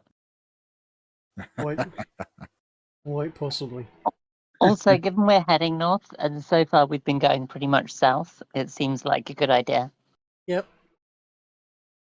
Well, at that remark, James does look at you and says, James? well, You mean Jake? yeah, Jake. Even you can't remember his name. I can remember his name. I just remember other names as well, which I is see. a problem. The issue is that, Jake says the issue is that you've told me that you're planning to go north towards Donheim, right? Yep, that's the plan. Well, it might be a good idea for you to hop off at the next road in that case. When we're on the open water here, we're not likely to get attacked by anything, so I'm pretty sure I'll be safe. Is there a reason you're going to Varpak specifically? I mean, we were hoping to get transport, like, you know, some dogs or something. And then get a ferry up the coast. Yeah, and it's a city, and there's always money to be made in a city. Yep. As you I say, know, these points, we might discover some interesting things while we're there. as you say these points, Jake nods his head side to side and says, "Yeah, that makes sense. That makes sense." Right. Also, you go south far enough, you end up north anyway, right? No, you fall off. His brow, that's the end of the world. his brow furrows at that point and says, "No, you'll just hit water if you do that."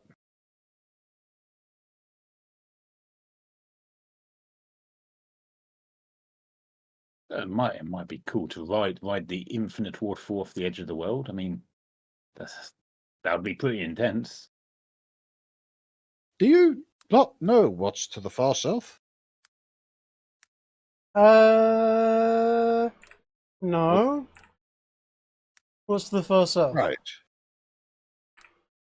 Well, I looked this up when I was in the Great Library once, but never actually been there myself. Apparently, if you take a trip out from Port Manly and just keep going south, you'll eventually hit this weird set of islands that are regularly battered by these massive storms. And apparently, there's a nice little village on there that you can go and spend some quiet years at. It's a nice little place. It's a bit past the hot waters, but it's good. It's good.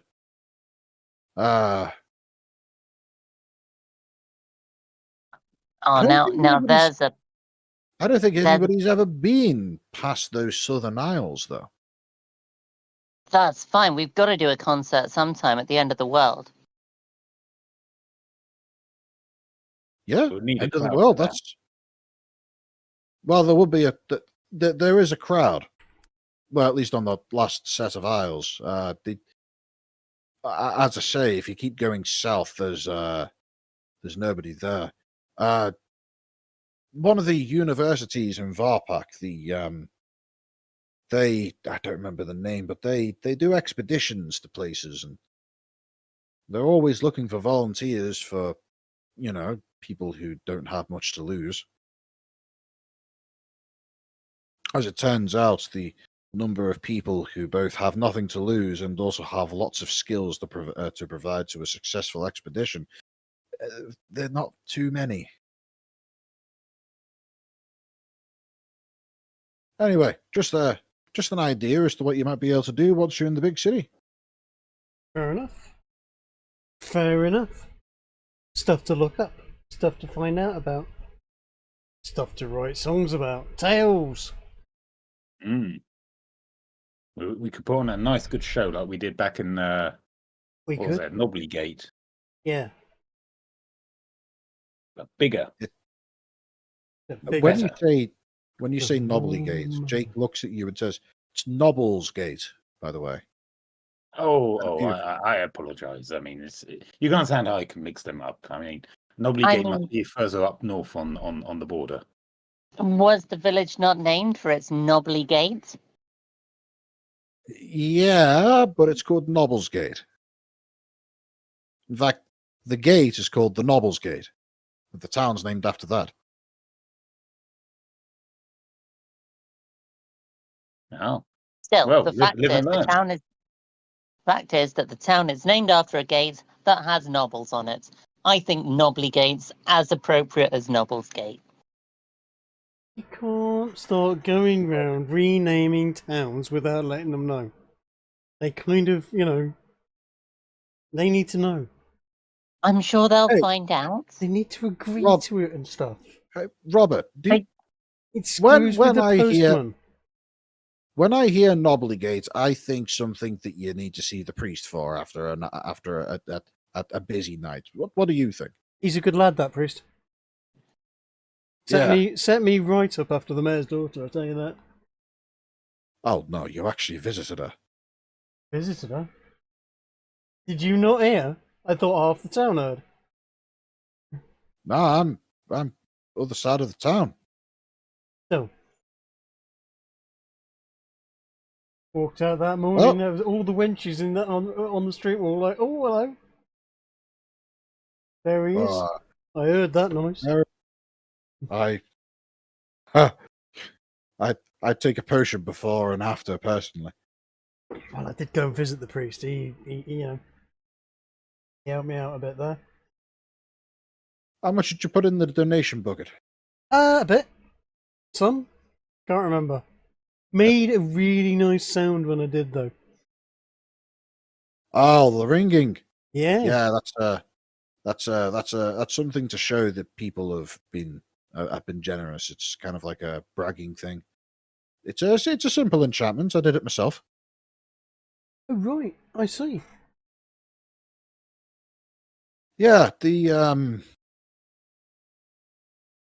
Yeah, it's well, he looks like he's stumbling over his words for a moment, like he's trying to think of a way to say something specifically.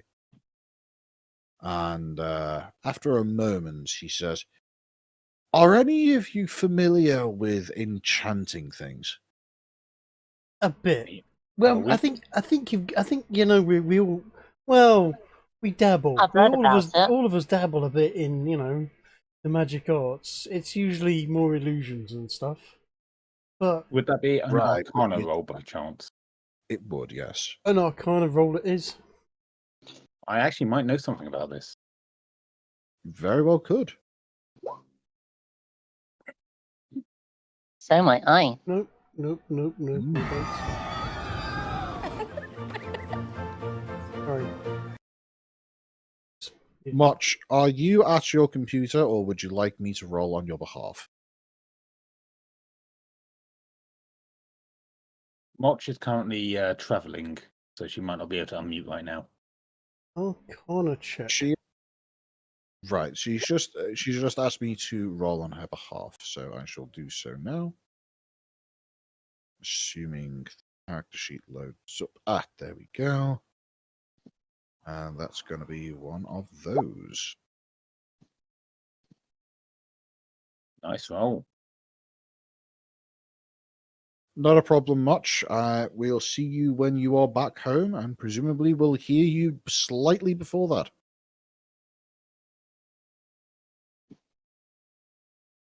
So, Reeve is Reeve and Piper are the two with the greatest breadth of knowledge on the matter, with Cardgar being slightly runner-up. Between deliberations and a quick little chat between the various bardic members of this boat's crew, you're able to pass along a reasonable amount of information, most of which just consists of the fact that you confirm with each other that none of you have ever actually enchanted something, but would like to give it a go at some point.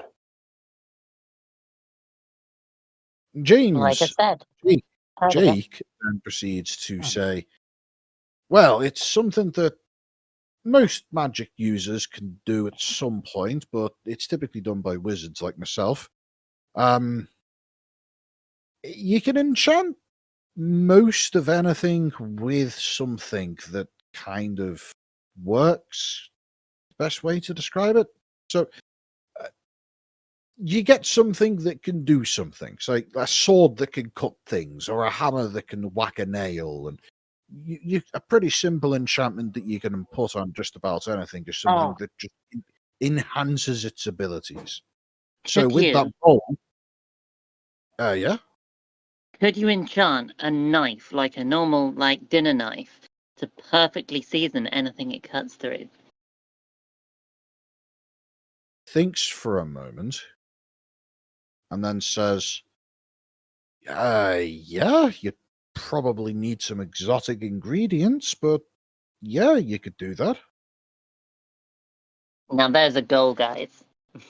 That's not a bad goal. I'm going to put him to one side very very briefly, and into his ear, just sort of go. So does that mean that I could, or that an enchanter could get like a stone and enchant, say, the spell Thunderwave into it, so that when that stone was thrown at something, it would cast the spell where it landed?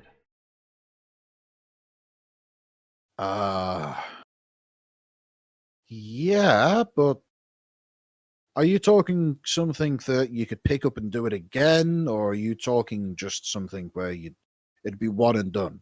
I'm thinking one and done, and then maybe go and just sort of have a bunch of them, maybe, or just as and when pick up stone, get it all charged up, and I'm not saying I'm looking for trouble or going, but we're adventurers. We might find ourselves in trouble at some point, No, I get you. Goblin caves, etc.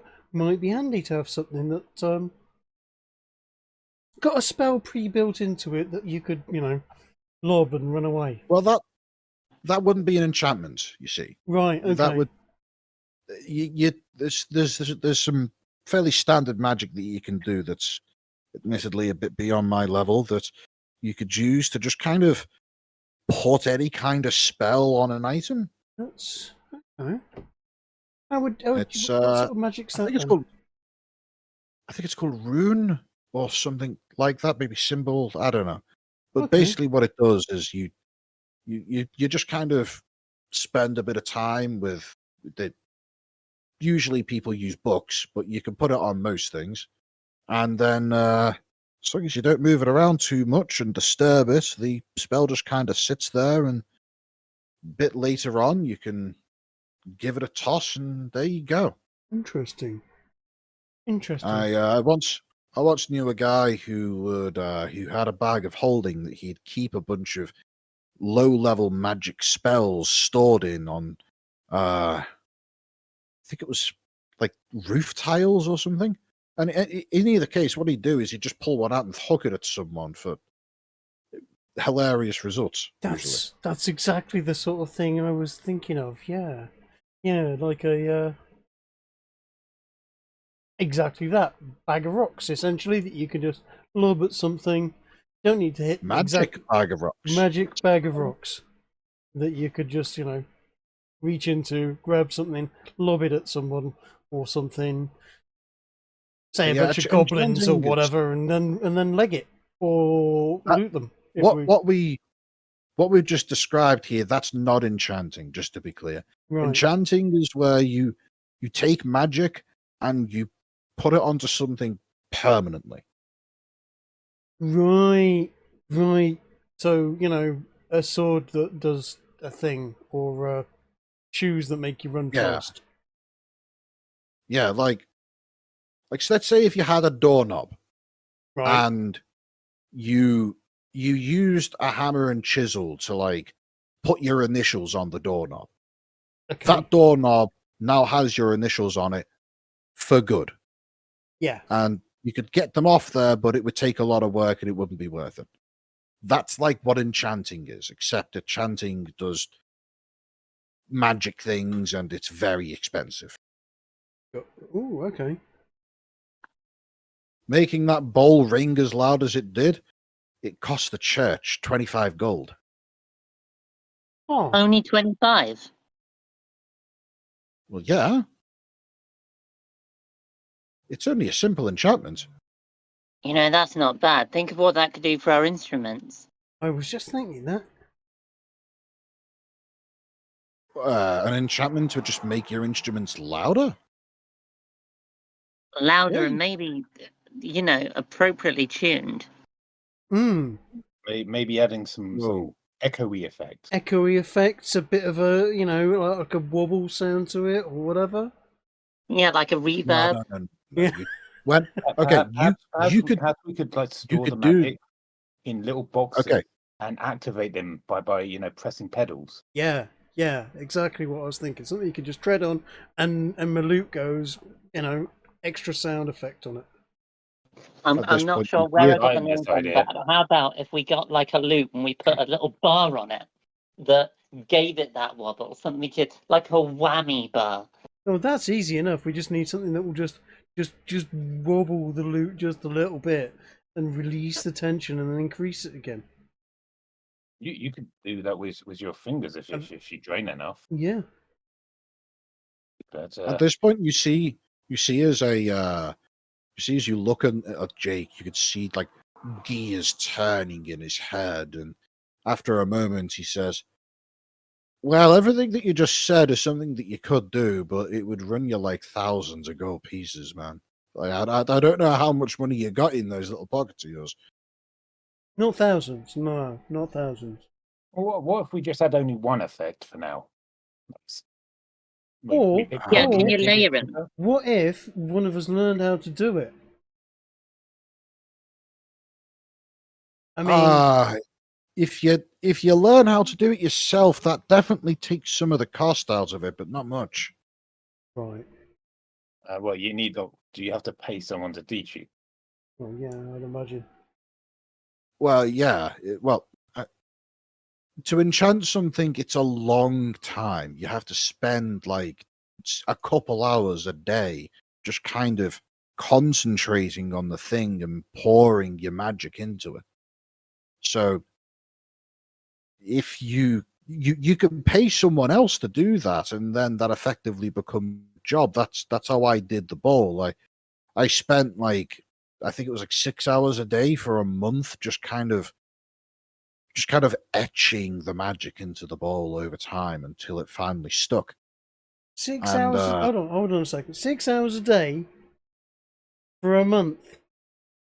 Yeah. For 25 gold. Yeah.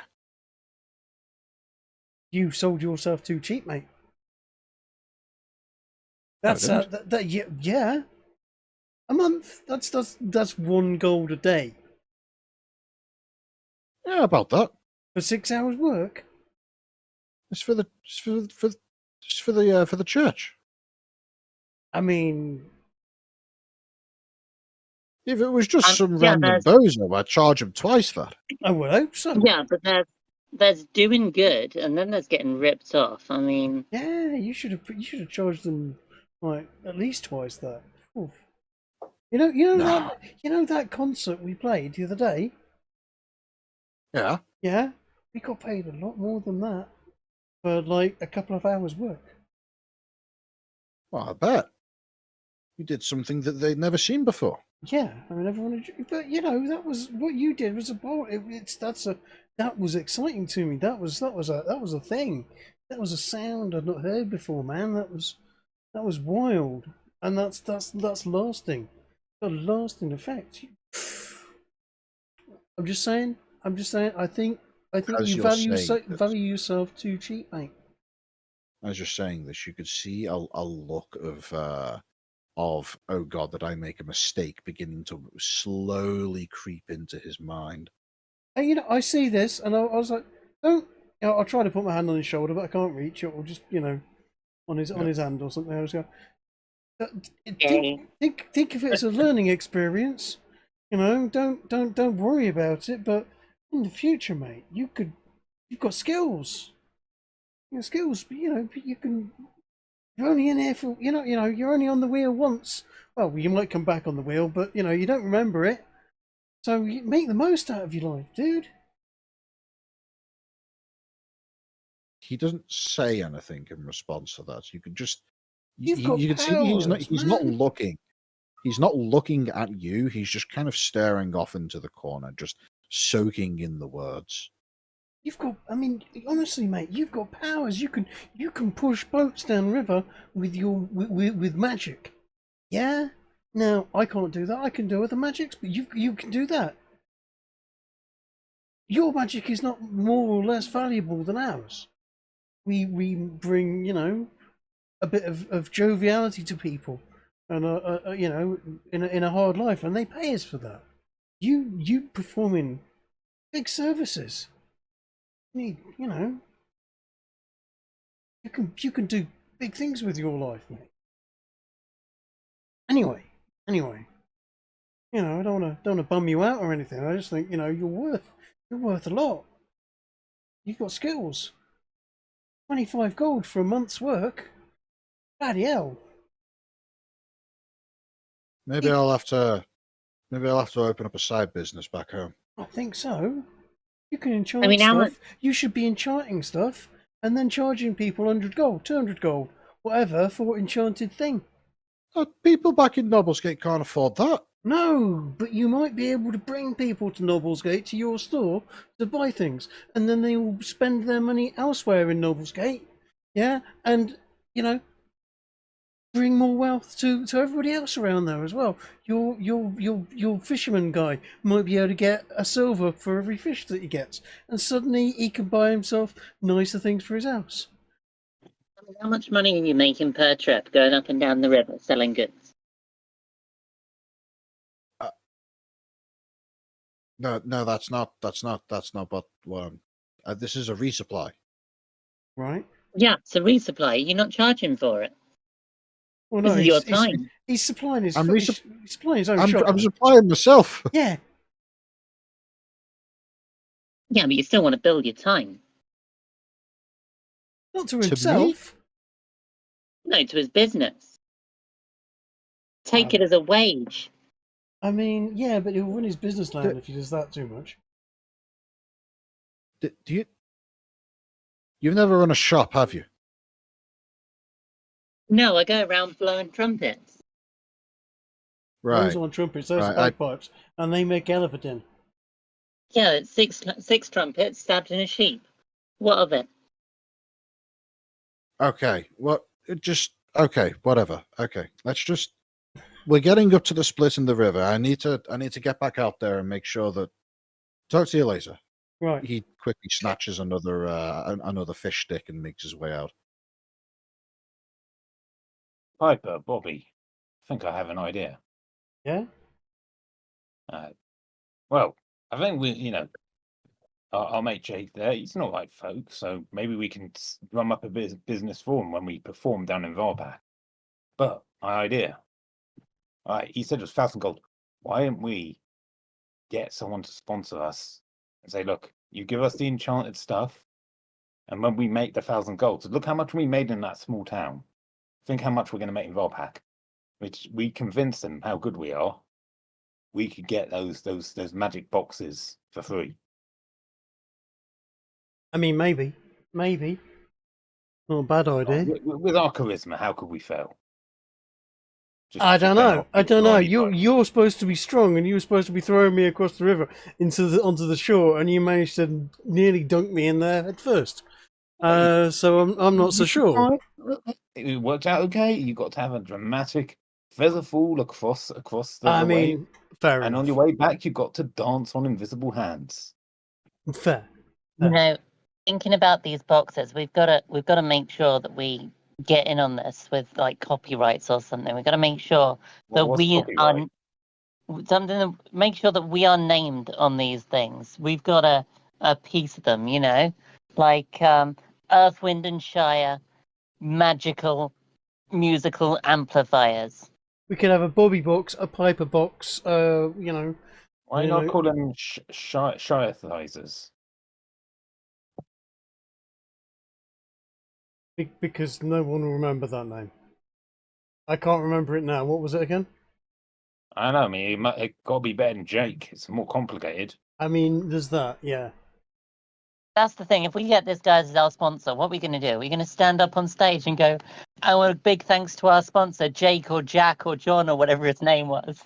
Oh, we don't ask Jake. He's clearly not We will. not able to think big You know. picture. You know There what? may be people in Varpak who We will. will just call him Big J because he's big, and his name begins with J. He is rather large. Well, he's bigger than we are. At this point, by the way, you feel as though the boat suddenly shifts in momentum, much like it did when you were trying to gather the garlic, and only this time it shifts to the other side. Okay. You get the impression that this is probably the split in the river that you're now navigating down. Okay. Are there any locks in this river, by the way? I do like operating locks. You don't know. You'd have to find out.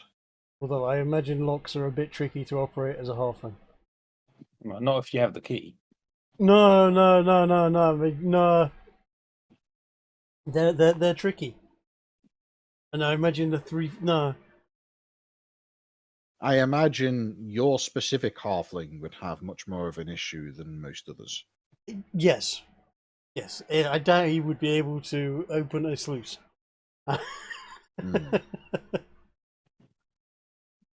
You'd probably lose in an arm wrestling competition to an unseen servant, let's be honest. I'll tell you what, our dwarf could open a sluice. You know what? I'm prepared to put that to the test. Yeah, we should see if this is true. Yeah. We should put this. Do you have an unseen servant ready at the moment, Kiki? Yeah, can I Piper. just have a constant while we're traveling of 5 of them? Because 6 of them requires like constant focus. 5 of them you can kind of ditty here and there. 5 of them, you'd still have to have. You'd have 10 minutes out of every hour where you're not doing a ritual. All right, 3. Give yourself 2. Sure. That's still half an hour of. Yeah, 3 is half the time that you're traveling. You're playing your panpipes or something. Uh-huh. Okay. So, you're going to have an arm wrestling competition with an unseen servant. Sure. Bring it on. Okay. I will show you exactly how powerful Bobby is. Bring on This your is unseen just servant. going to be. This is just going to be a very simple strength off. Yep. So, you know how to roll strength, not a strength. Strength, Sure. right? Okay. Just go a ahead simple and give me a strength. roll. Okay. Does anyone want to Given- take bets on this first? I'm willing to put a whole silver piece on me kicking the ass off this unseen servant thing. You know what? You know what? I'll take that. Put the silver on the unseen servant. Right. Yeah, I'm gonna. Am I allowed to bet on this? I mean, I'm the one with the servant. You're allowed to bet on whoever you like. Right, I'm betting on Bobby. Then I'm removing my bet because you could just command the servant to lose. Wow, wimp. Then no one's betting. Everyone's betting the same I'm not side. going to bet on something that way you can just change the result as you want. Fine, I'll bet on the unseen servant then. Fine. So, I'm okay with that. I'm going to bet a silver, and I will. If I win, I will take everything that's bet on the unseen servant. Right? Ginge, I'm dropping your DM. Okay. I'll take a look. You're getting stitched up on this one, as I can tell. I know. Can I roll to sense deception? You can roll insight, but it depends on the nature of how this goes. I would like all of you to roll me perception checks, please. All of us, right? Okay. Mm-hmm.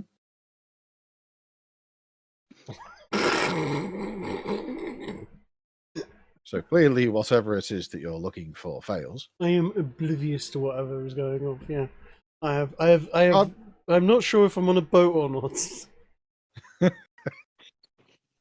Cardguard, give me a quick reminder. What exactly are you trying to? I'm trying to discern whether or not Kiki's trying to deceive me. You get the impression that she's not trying to deceive you, but you get the distinct impression that there may be a harmless prank ongoing. All right. I will hold on to that knowledge. Fine. So I've put my silver down, betting on myself. I am going to annihilate this unseen servant. Yep. What are we putting in? 1 silver, is that? Yeah. Okay. Yeah, right. 1 silver. Fine. One silver on Robert, and where's your going? Gigi? On the servant. Because Kargar won't bet unless I bet on the servant. No, I was willing to bet before you bet or against yourself. And Cardgar, are you putting down any money at all? Yes, one silver. On what side? On the unseen servant side. Okay, so that's 2 silver on the servant. Jake comes in and also puts down a silver, but puts it on to Robert. So it ends up at 2 silver on Robert, 2 silver on the servant. Motch, presumably you are able to speak now. Are you are you putting a bet down? Yes, I believe in the power. Reef believes in the power of his friends. I'm going to be supporting Khadgar. Sorry, not Khadgar. Trig. Rick, okay, right. Ow, ouch. Sorry. I've been betrayed. Okay. Motch has to confirm Bobby does not believe in Kargar. Bobby with his 5 strength versus an unseen servant minion in an arm wrestling competition. Right, are we all ready to roll?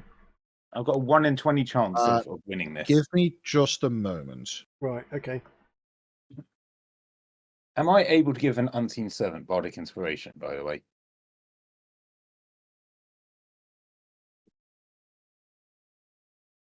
Not without being seen as tampering. That's I was going to say we are all birds. We might notice that. I'm just saying.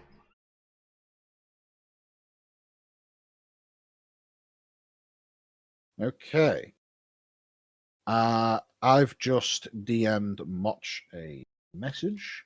With that said, are there any roles anybody would like to do before this little arm wrestling competition takes place?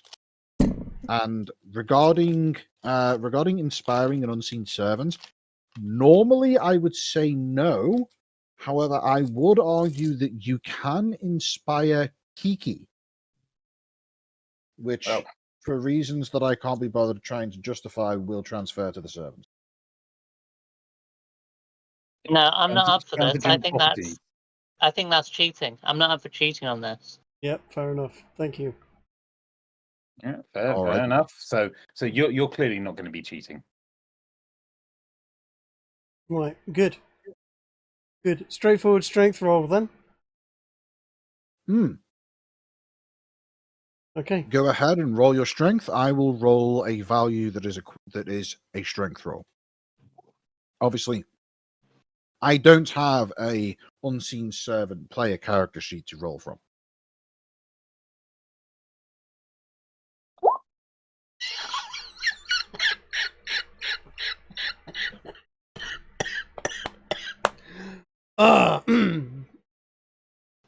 Hey, at least it's not an actual one.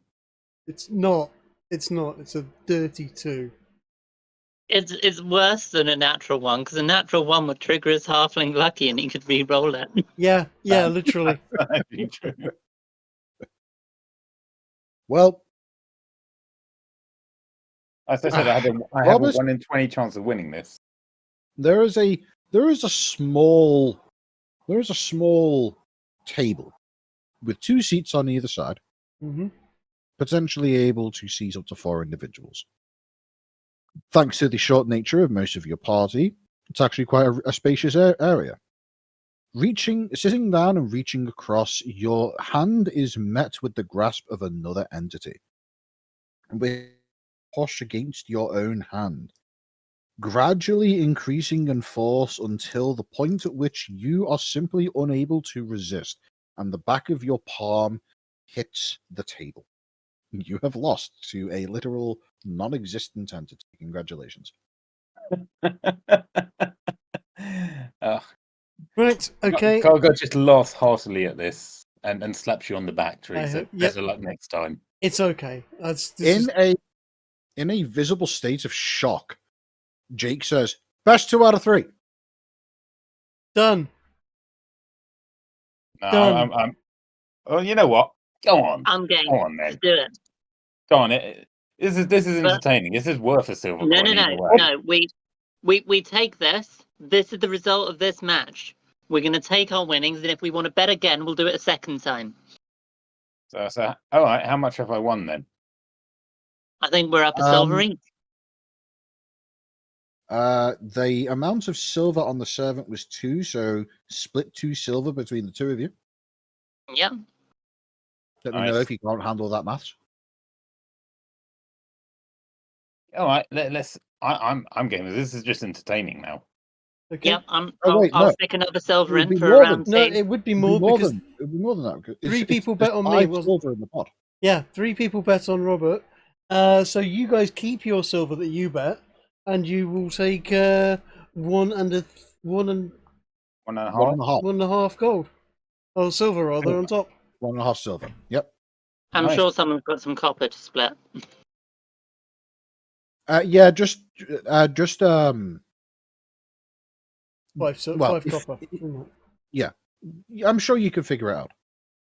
If Yeah, not, I but could we'll do always round put a 2. coin in the Are we hole. Okay. putting? Okay, round 2. Yeah, We Yeah, betting silvers again? I'll throw another silver in. Absolutely. Yeah, I'll put another silver on the servant. Same. Jake at this point, he puts silver. He puts another silver on Robert, but seems to be reluctant. I So say that's- straight, come on, join the winning side. You know you want to. So currently it's 1 on Robert and 2 on the servants. Is that right? Yep, and I'm going to bet on myself as well, of course. He can't bet Alright. against himself. That's just clear Yeah. rigging. Absolutely. Yeah. Go on, I suppose Ginge. it would be. Roll your unseen Right, servant. Is Motch joining? Is Motch betting? After losing the first one, Reeve has been a little bit disillusioned with the idea of gambling over this. You've I got, pat him on the back and say, come 90 join odd the winning gold. team. Come It's all in on. good fun. It's less than 1% of your wealth. Yeah, it is a tiny amount of We're basically betting 50p pieces. yeah, ish. Well, It's the principle. It's less than that. You're effectively betting 10 pence pieces. mm-hmm. I see. It's okay. The tall folk doesn't want to risk it. The tall folk's scared. Yep.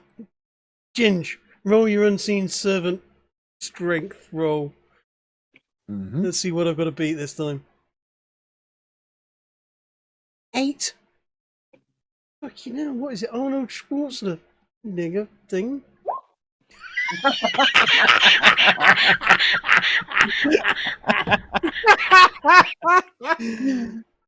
Oh, That's your lowest. Oh That's my your God. lowest possible value without getting a reroll. I know, right? How do you get a 0? I've got -3 to No. my strength rolls. So, something actually quite curious happens here. Once again, Robert puts his hand on the table prepared to experience a feat of strength from an unseen servant, and immediately meets defeat. Mm-hmm. You are able to intuit through the magic link to your unseen servant that the unseen servant didn't actually start pushing you. Oof. It appears as though Trig lost in a feat of strength against the force of gravity itself. You're saying he tripped and fell while sitting down? My elbow slipped on the table. This table's slippy. Well, I demand a rematch. Third time's the charm. I don't know. Maybe you should quit while you're ahead, lad. No. This ain't your game. I'm gonna win one of these. Give him a chance. Right. All right. Fine. Well, are we up for another silver? No, fuck it. I'm gonna put a gold on myself. Who's it for a gold? I will bet a gold on me. Who's willing to bet a gold against me? You know what? Go Do it. on then. Single gold. Yeah, go on. Do it. It's all in good fun. Fine. I'm down 2 silver. Ginge? I think he said. Okay, I'm back. Right. What are the total bets? The total bets are I've bet a gold, and then they've both bet a gold against me. Okay, so it's 2 gold versus 2 gold. Is it 2 gold? Has anybody else betted with me? For me, on me? No? Jake has definitely backed out of this. In fact, he's put a silver onto the servant. Right, okay. Only a silver. Come on, we're up to the gold now. At least put something easily divisible on us. Come on.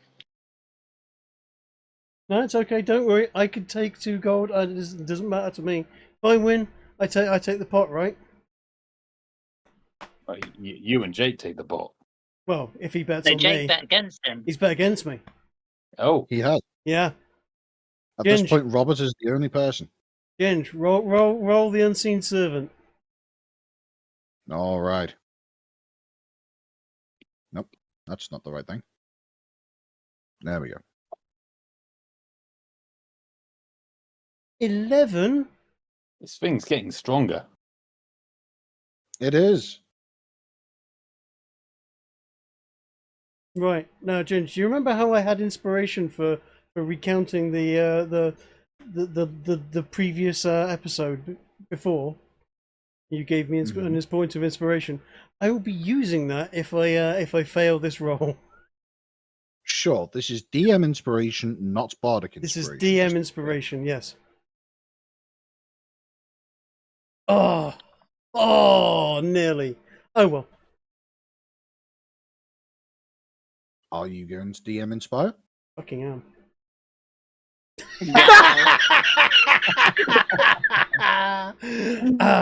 Yeah, you know what? Gargar feels sorry for you, so he's going to strum a little tune to inspire you. No! Don't do that. I was playing at a shark. I didn't do it. It didn't work because clearly that thing is too strong for me. And yeah, fair play. You won. All right, fair enough. Fair enough. We'll get the cards out later. I'll get this back. How much does that come to then? That was what? That would be a gold piece split between the three of you. People. Yeah. So that's what? Mhm. 3 silver each or something like that? It's a total of 21 silver pieces split between the 3 of you. So that's 7 each. Indeed. Nice. Turns out there was a reason why he only put in 1 silver. So Cargot's gonna just pat Bobby on the back, say, look, your problem isn't your spirit, it's your technique. He offers to give Bobby some pointers on better form. Oh, come now! Before you start giving pointers, you've got to beat it yourself. He shrugs, says, "All right, Bobby, you want to go against me?" I'm not betting against you. Look at you. You're built like a tree. I prefer to be built like a dwarf, but thank you, I guess. And Jake points out, no, I think Piper was talking about you going up against the servant. Oh, okay, I suppose. You can't be going out dishing out advice when you haven't proven yourself yet. And he just sits down at the table and holds his arm out, his hand out. When you're ready. Same again, Ginge. All right. Indeed. Don't think any bets this time. Just a proving himself. Wow. Yep. You got to beat a 4. There's a raw strength, is it? Right, now you roll a 4. I mean, I Just got for the double sake his of roll. Just for the sake of hypothetical, Trig, go ahead and roll me a strength check there.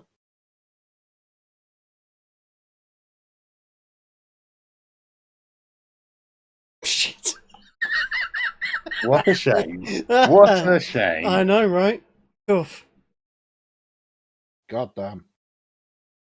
So Cargo has a look of self-satisfaction.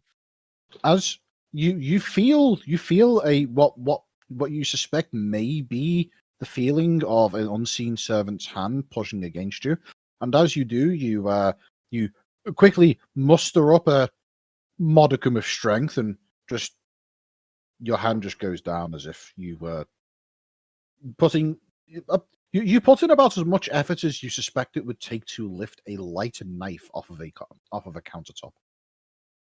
He looks around at everyone gathered at the table and gives each of them a look of like, what did you expect? Well, nothing more than that. I mean, you're massively strong. So he points to you, Trings, and then indicates for you to sit down opposite. So your turn. No, I'm not. But I'm no. He's not going to actually do it. He's going to teach you technique. I'm not interested in learning technique on. Fine, sure, no problem. Technique, go on then. Show me how it's done. What role do I need to try and impart, better form?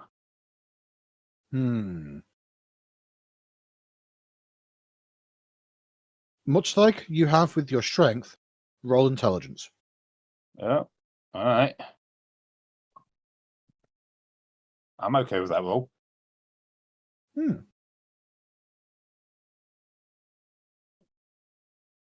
So I basically just kind of like wait for Trick to put his hand in mine, and then just kind of like tut, and then proceed to like point with my other hand, like everything he's doing wrong. Like how he's sitting, where his other hand is laying, and just like it's all wrong.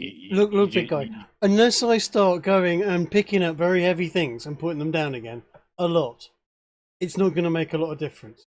I don't know if you've noticed, but I'm not the strongest person in the world. No, which is why you need to leverage what you can. It's like a fulcrum.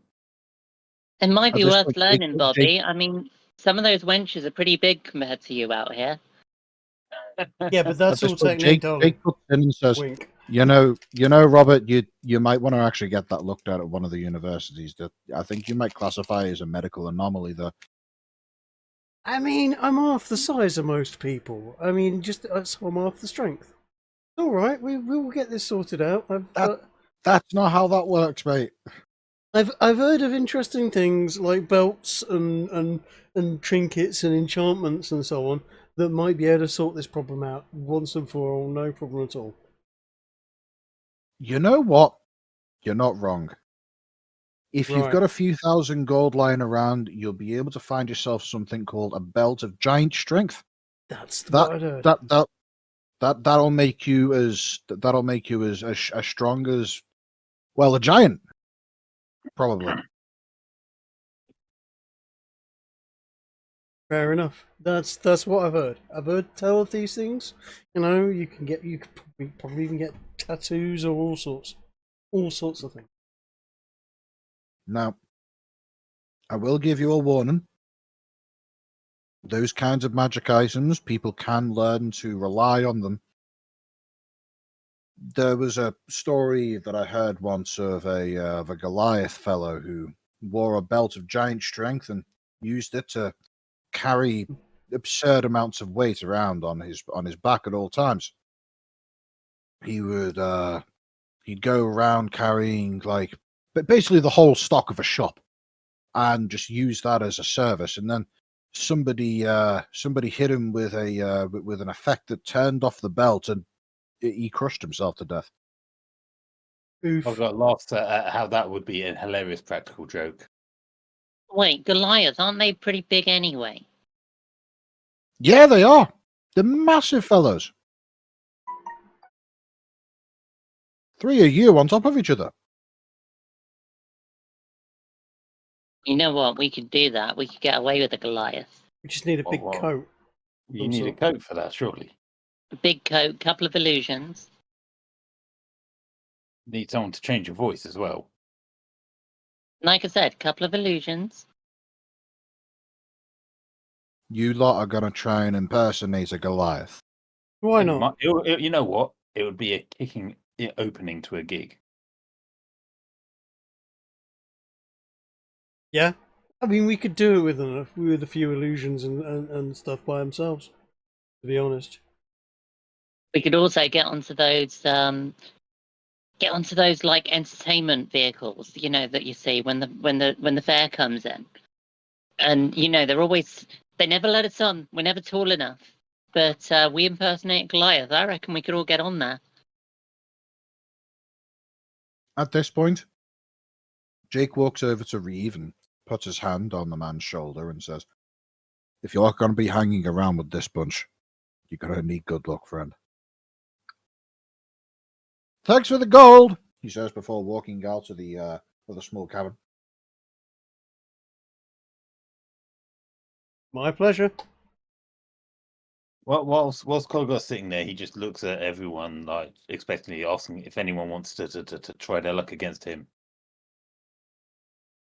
No, time's past, Cardguard. Keep with the times. Gotta keep fluid, move. We're on He looks a path little bit walking now. disappointed by that. So, at this point, I would say that the day's festivities can come to a close, and you can spend the rest of your day doing what we would call downtime activities. That being stuff that is done in the background, and you can just say, for example, "I want to spend the next 8 hours fishing," or some other menial activity that can't really be enhanced, but just takes time. Like doing maintenance work on your musical instruments would be an ideal example, given the current party compilation. I'm going to do exactly that, and I'm going to make sure that all of my papers and documents are in good order and up to date. And I would like, yeah. Oh, you go first, Kiki. Other than that, I would like to work on a new style of music I'd like to develop, wherein I performance with the pan flutes in order to reach notes and musical changes faster than normally achievable, using the help of 3 additional magical hands. Wouldn't that be 8-handed rather than 5-handed? No, because my 2 hands and 3 more. Yes. Unseen servants have 2 hands. do they? Yes.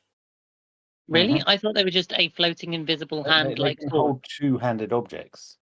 Yes. Ah. That's why I described them as being effectively an invisible elderly butler. Yeah, what one of the example thing in the spellbook is you can command one to pour you a cup of tea into a cup and then give you the cup. Fair enough. Uh-huh. I was going to suggest, since you're doing this though, it might not work. I was going to suggest, we got all those quills from the monster. Yes. Would we hooks. be able to use those quills with the pipes of the bagpipes and turn it into a weapon? I mean, bagpipes are already fairly weaponized. True, but I was thinking piercing damage instead of sonic.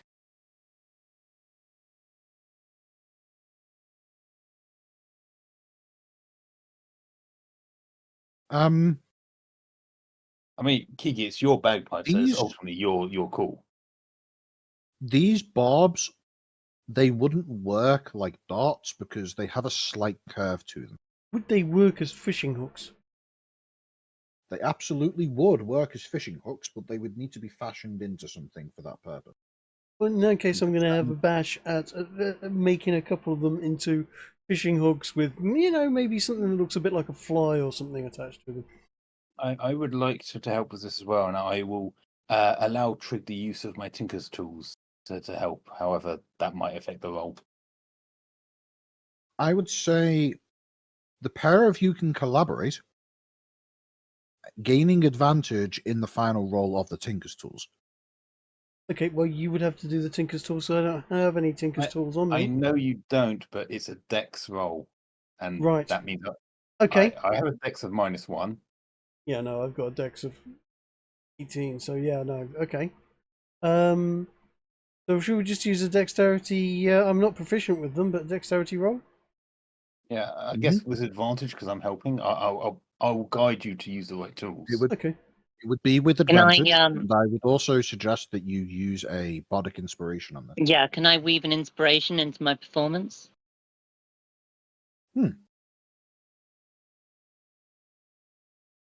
Okay, and I'll roll a 1d6.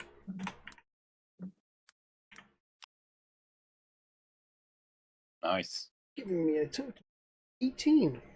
So I have 42 of these quills. So how many are we able to modify?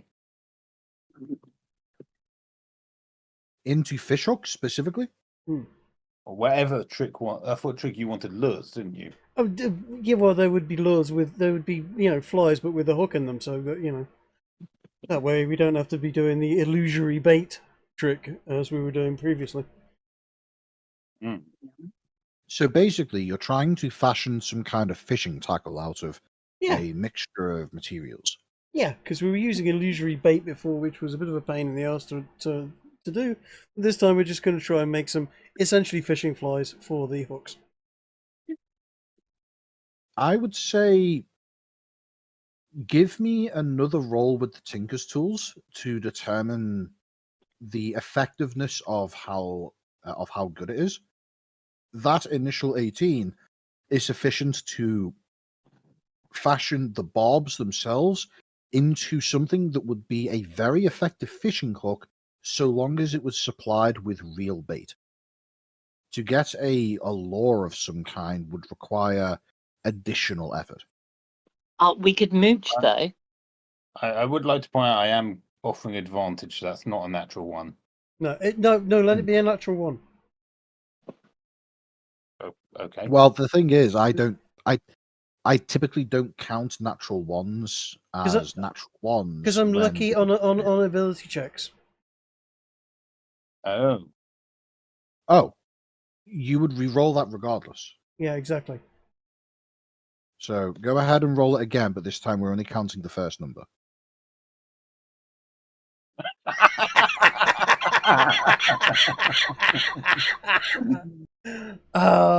You know what? I'm good. What the hell? I'm really glad. This means there's loads of 20s queuing up for me later. Do you know what the chances are of rolling a natural 1 twice in a row? 1 in 400. Yeah, it was about, correct. It's 1 in 400. It's okay. I'm naturally lucky. I'm going to go buy a lottery ticket tomorrow. You know what? Ginge, do you know what the odds of rolling a 1 after you've rolled the 1 are? Yeah, 1 in 20. Unless you're on a I was going to say it's exactly the value same as rolling any other number. Yeah. Just for the sake of I know how curiosity, gambling I just want to see what would happen if I had rolled. Go for it. It wouldn't have made a difference. Not much difference, yeah. Okay, so after stabbing my finger in my newly fashioned nice fishing hooks, twice, I'm gonna go. No, sod this, sod this. I'm not cut out for this. These hands are made for making music, not fishing. All right, Bobby, you can mooch. What we do is we get the unseen servants to grab some smaller fish and put those on the barbs. That's yeah, exactly. We'll do that. Well, with that having come to its conclusion, Trig, go ahead and add on to Robert's character sheet the following item. Unspeakable horror fishing hook. How many quills should I take off of my sheet? Roll me a d8. Sure. 6. There you go. That's how many you can take off.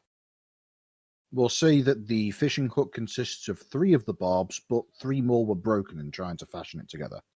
Seems We are so unlucky. No. We're just getting rid of all the bad luck now. We'll go and fight some goblins later and just turn them into paste. No. This is all a part of. This is like front loading all of your luck for when you do your next concert. I was going. Yeah, exactly. We do actually. You're going to be able to one up your Noblegate performance. We do owe a bit of luck for that performance. To be fair. So yeah, I'm gonna essentially knock one of my hit points off for stabbing myself so many times whilst making that, but that's okay because we're gonna have a short rest afterwards. Speaking of a short rest, shall we have a 5-minute break for drinks? Sounds like fun. Sounds good to me. Motch, are you? So, where were we? We were basically sailing down the Northern River to the island, or no, it's not the island, the lake that is on the other side of it, Varpak, via the mountains.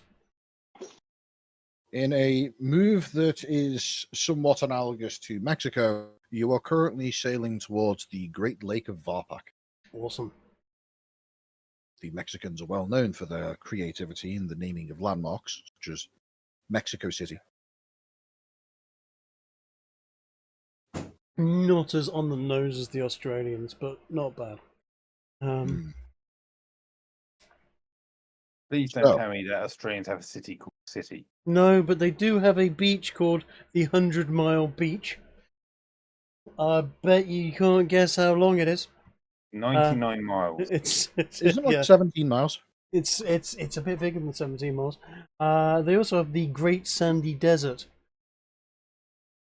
And various other spots that are a bit, on the nose. Is it named after the Sandy discoverer? Desert just describes Australia. Is it named after the person who discovered the desert? No. Sandy.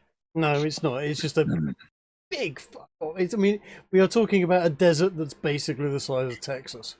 It's worth bearing in mind that not all deserts are sandy. No. Most aren't. The largest desert on the planet is Antarctica. Yeah. Yep. I think all desert is it doesn't rain. Yes, a large amount of deserts at the moment have actually just recently, according to NASA and a few other scientific sources, been getting greener. Yep. It's all about that CO2. The more it goes up, the more plants you get. Yep. But don't get me started on that, otherwise we'll be going for another 2 hours. That's another 2 hours of debunking climate change nonsense. I'll say one thing though. I've noticed a lot of normies have started to wake up to that, or at least be more accurate. It's not they've woken up to it. It's that whereas before they'd just start reading and say, "No, you're wrong." Emotion. Now it's like, that's interesting. Yeah. That's like, even if they're just going to disregard and go away, at least they're not having a religious experience over it. That's because literally, I can back it up with so many bleeding papers by NASA and various other places that it's difficult to deny at that point that there is. But my science. Yeah, your science. Here you go. Here's some scientific documentation that proves the stuff that you thought you knew is wrong because new stuff has been found out. Science. This has been a long time coming. Ever since, the crazy said, educate yourself. Eventually, guess what? We educated ourselves. Yep. Hmm. And now we know. Always was. I mean, I've been educating myself for far longer than that. Never stopped. Science and generally speaking, the nature of how politicians like to lie is something that I've been studying for pretty much my entire life. Which, admittedly, you lot here tend to have a bit more of an advantage in terms of head start on me. Specifically, Ez and Trig. Are you calling us old? Yes, I'm calling you old. Oh. At least we don't sound as old as you. Old and wise and knowledgeable. Old and or wise. Bit of both. It's not an all necessarily. It can be. It can indeed. So, where are we? We're travelling down a river. We are looking at the Indeed. volcano and going, that's not a volcano, that's a mountain. Why does it say volcano on this map? Indeed. As you It make is a your mess. way along the river, you take a look around, and the visage that you see before you is quite impressive. I thought my smoke on Most- the map was pretty good. It was. You know- I must admit, that little bit of vandalism on the map is so convincing that I myself was thinking, wait, surely not. I don't remember there being a volcano there. But yes, as you That's what happens. Tectonics, my dude. yeah. There's clearly a fault Tec- line over that mountain. Tectonics just occur. Yep, definitely. Tectonically, yes. Right. Anyway, yes. Mountains, Oh, yeah. beautiful, lovely. Ooh, look at that cloud. On the left, you see a. I'm going to describe the visage for you so that you get an idea as to what your characters are looking at. The day is clear. It's roughly noon, and as you look behind yourself, so 6 o'clock, and then turning clockwise as you go, you see the forest that you have previously, as well as the river meandering off to the left. As you turn to the right slightly, you see a great plain with some relatively gentle hills making their way off into the distance across the horizon. And then immediately to the right of that great plain, you see a small range of mountains, relatively isolated and conspicuous in the nature in which they seemingly rise out of the ground as a separate instance of mountainous terrain before immediately dropping back off again into what you presume to be the lake that you are headed towards. Turning to the right and across the visage of that lake, you don't see much of the city, with two notable exceptions. You see what almost looks like a small mountain in of itself, which Jake the boatman would inform you is the central section of the Varpak city itself, where there is a large mound of sorts on top of which the great universities of the city are located. And slightly to the right of that, you see what can best be described as a spinning plate on a stick, or at the very least something that looks a lot like that. A tall, very slender structure with a large opening or brim-like structure perched atop it. And those with a particularly good eye would spot that there are also a variety, a small number, but 5 or 6 or so, various large dots floating about. They're possibly dragons, maybe, or something of a similar nature. Perhaps a sky whale. Who knows?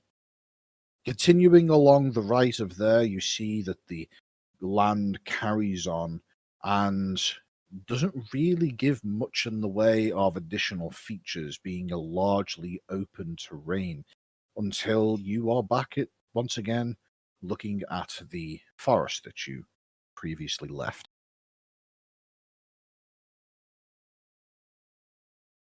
With that information in hand, you can pass by the mountains perfectly fine, making your way to the lake.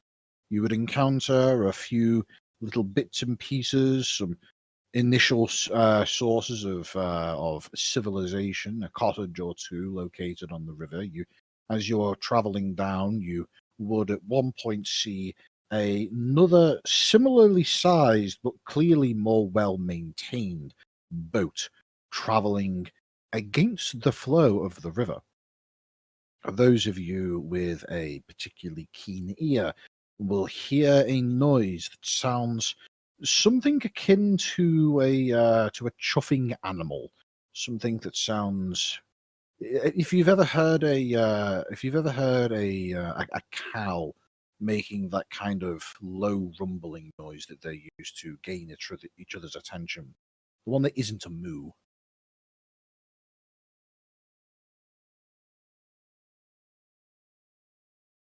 As you are traveling along the boat, you see other instances traveling past. Many of them are making this bizarre noise as they go. If any of you would like to give me a roll to try and figure out what that may be, go ahead. What kind of role? Well, that's something that I would like you to try and figure out, try and intuit. You're seeing a boat traveling past, and it's making an odd noise traveling against the flow of the river. I'm going to Doesn't use appear to be- investigation. Go for it. I'm going to use. I didn't roll well. I'm going to use stealth to attempt to detect where they might hide these cows.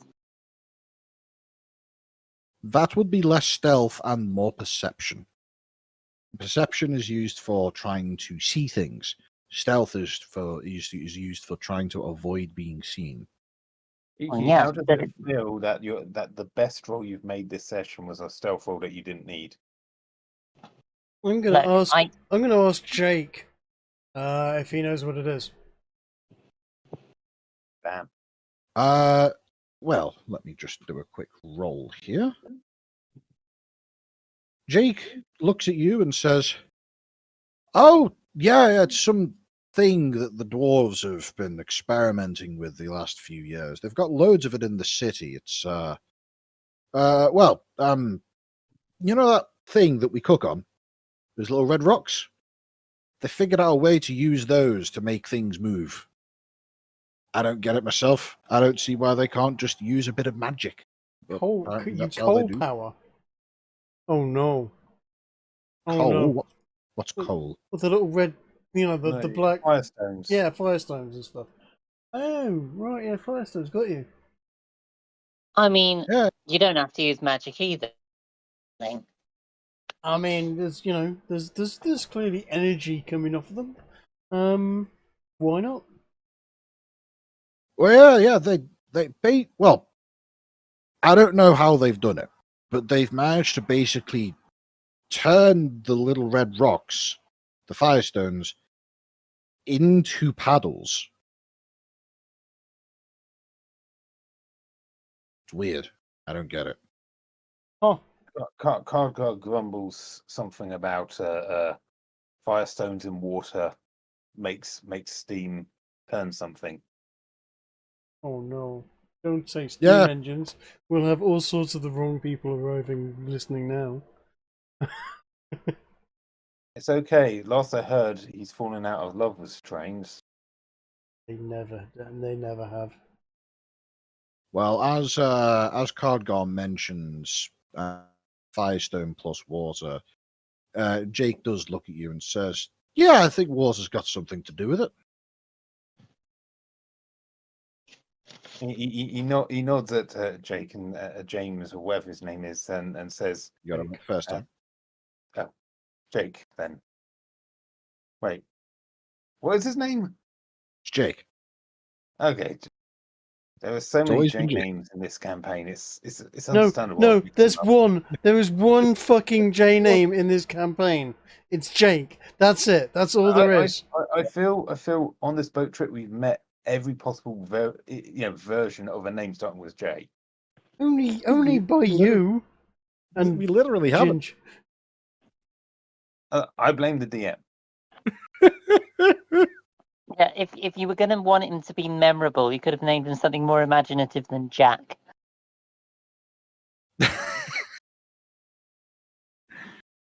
I mean, she's got Okay, a point. from now on, everyone that you ever meet will be named Jerome. How about that? What if the woman? Would it be like Jemima? Yes.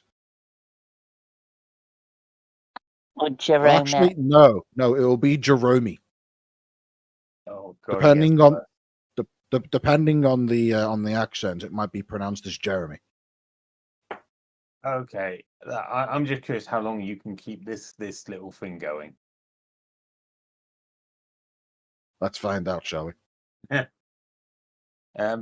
Anyway, yeah, no, he says he's seen something a bit like it when he was doing brewing. It's like you'd get a lot of steam at times and hot air, and sometimes it can move stuff. Well, that's I don't get it personally. When I take this thing back up the river, I just use a bit of magic to push it along. He nods and he points out that you can't use magic when you're asleep. Yeah, you can't. That would be nice. Well, I don't think I'd want to trust a boat pushing itself along the river, to be honest. I was going to say, you can't exactly steer it when you're asleep either. You wouldn't want to be moving and not being, having someone at the helm. But at the moment, you need a wizard to run his boat. Well, there aren't that many wizards. Fortunately, he's a wizard. Yeah, but it means he could go have a snooze and get an apprentice to steer it. Who I'm assuming, seeing as it was an apprentice, would also be a wizard. Are there any other wizards in Nobley Gate? Well, there would be if he had an apprentice. I'm the only one. Also, from what I understand about how this boat thing here moves, he's not exactly restricted to Nobley Gate. No, I guess if he does set up that enchanting empire of his, he might need an apprentice. Well, I can get up the river past Noble Gate, but there's not really a whole lot up there. I mean, there's a dock they could store it in, and then I could take the road over to Meadowburn. But well, yeah, but you collect the apprentice and you bring them back with you. What? So stop giving me more business ideas, okay? You've already told me all about what you did yesterday. One thing at a time. Right.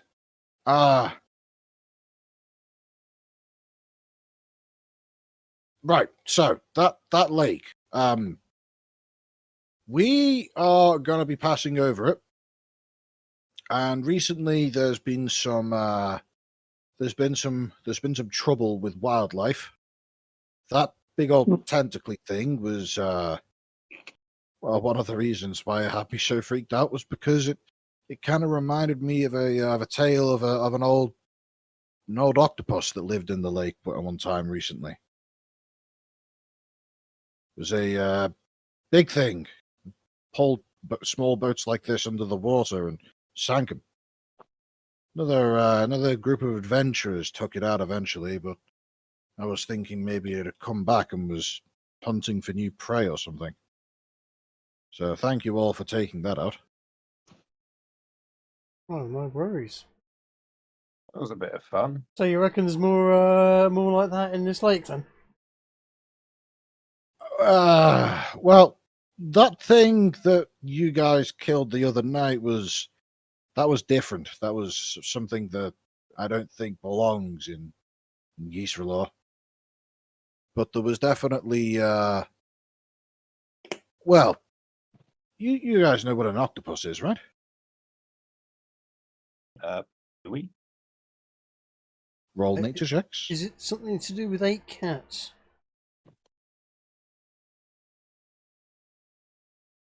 I don't think Kargar's really ever been deep sea fishing, so I don't know if he would know this.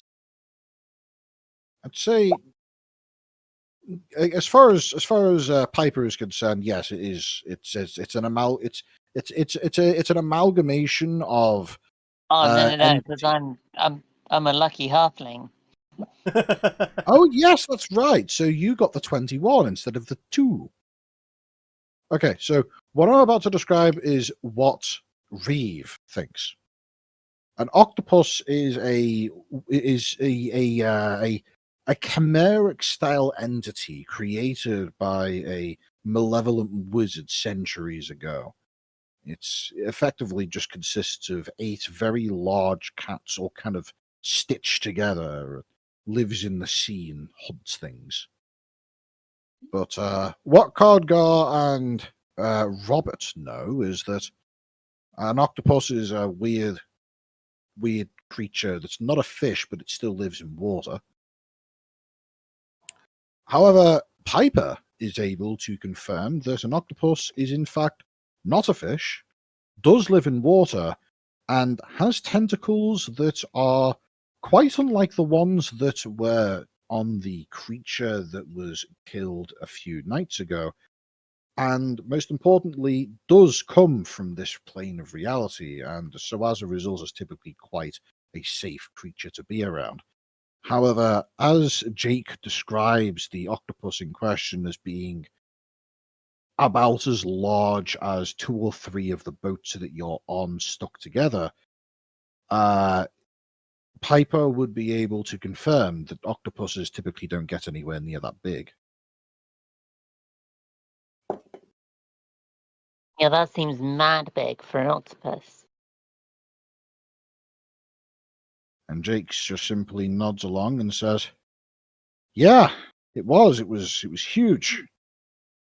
And well, one of the adventuring parties managed to take it out and even managed to salvage some of the boats that it brought down to the bottom of the lake. In fact, Oh, I bet there's they got a some, cracking reward for that. oh, presumably. It was a few years ago. You know, there's actually some companies down on the docks say that they go out and they dive for stuff, and they're always willing to take on new people if you're good at holding your breath. I'm pretty sure that there wouldn't be anything wanting to kill you in the lake these days. At least nothing I don't that know doesn't about hold a sword. holding. Don't know about holding my breath. I can do circular breathing. Oh, what's that? So when you breathe out and in at the same time. Really good on the pipes. How'd you manage that? Well, you breathe out through your nose. Well, breathe out through your mouth and in through your nose. Got 2 different holes, haven't you? Yeah, but aren't they like connected back there? Oh, there's a trick to it. You just got to keep trying. You see, as he stops talking and then proceeds to do a rather convincing impression of a guppy fish trying to gulp for air.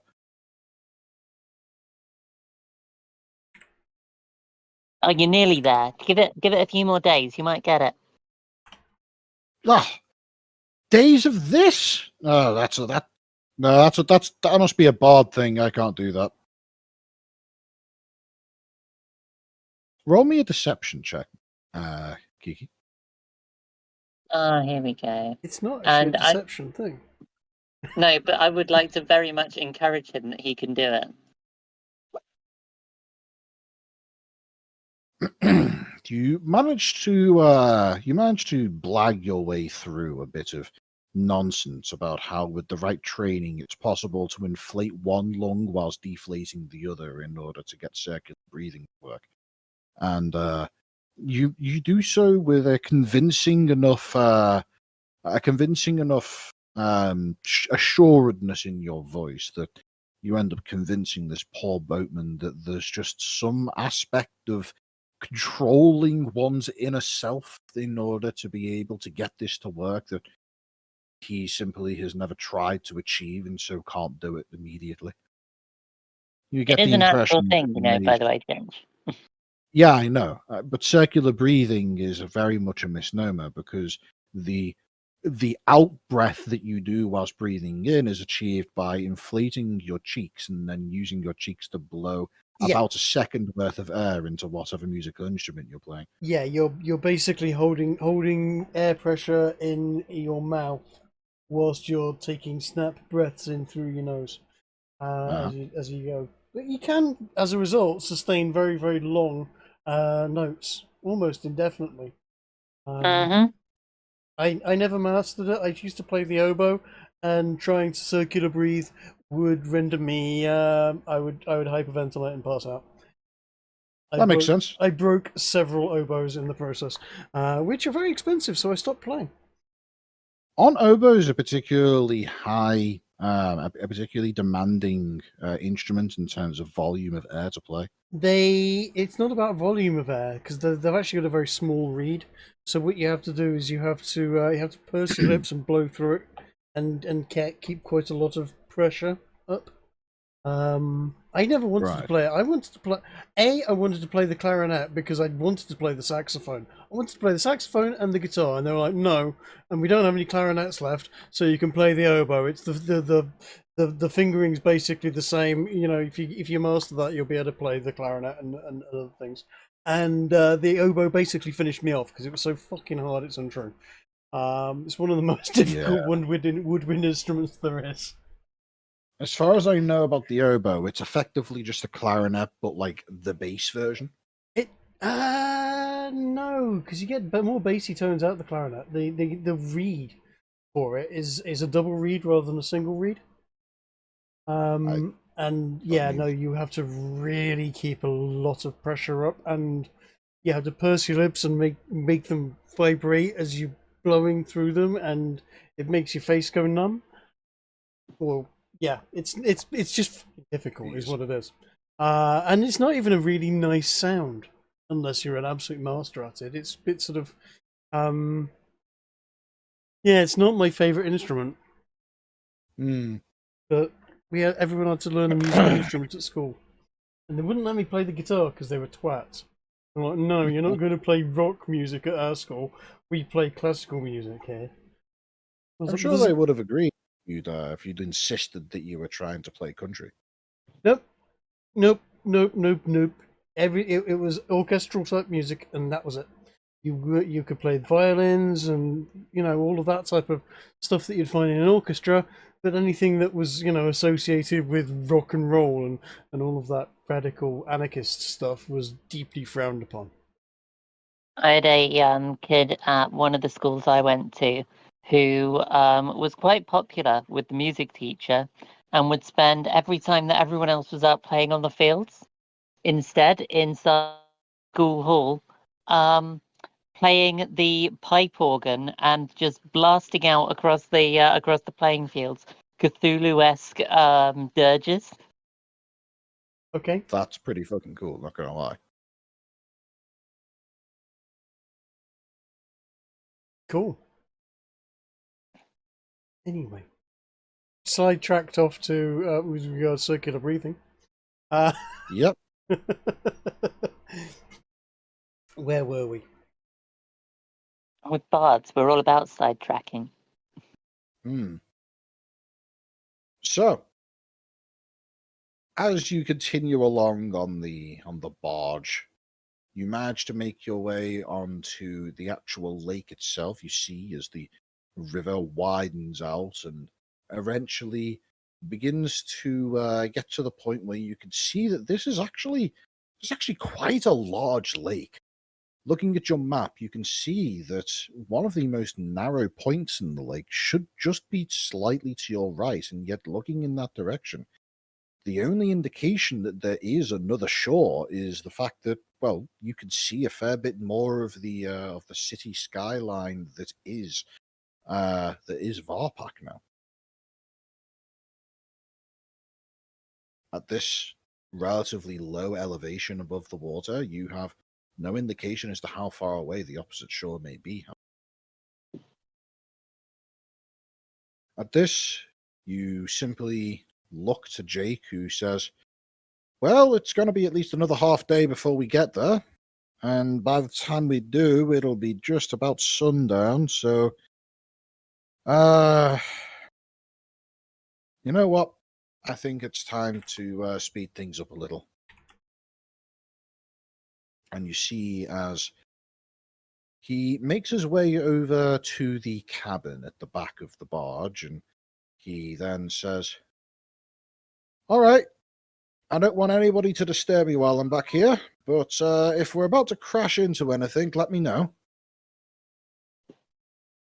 And shortly afterwards, you feel a distinct shunt of acceleration as the boat seemingly starts passing through the water at quite the decent pace. Thought it was up to something else from your description for a moment.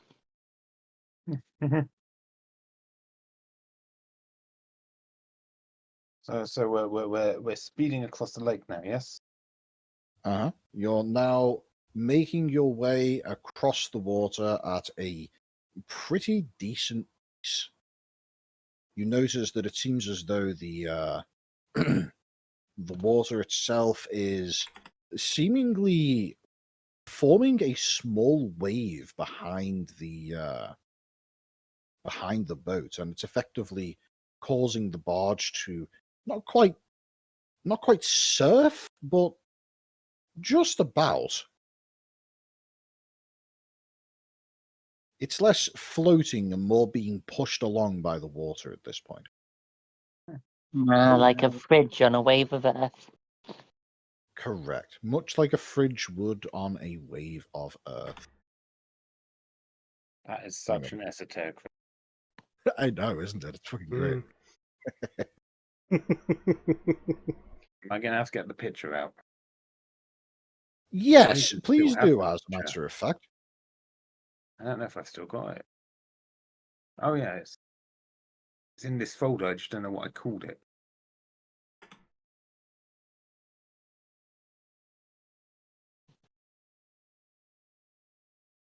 Ah, here we go. Found it.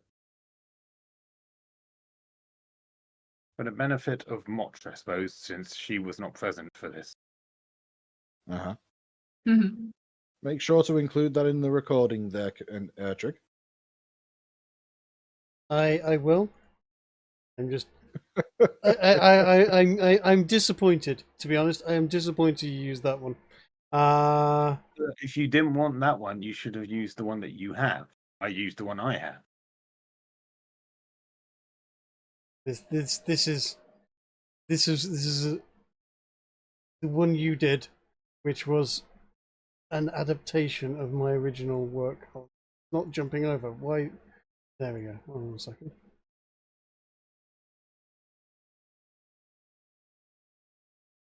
And it's the wrong size and wrong format for me to put on screen. So yeah, perfect. it's So it's instead- far too big.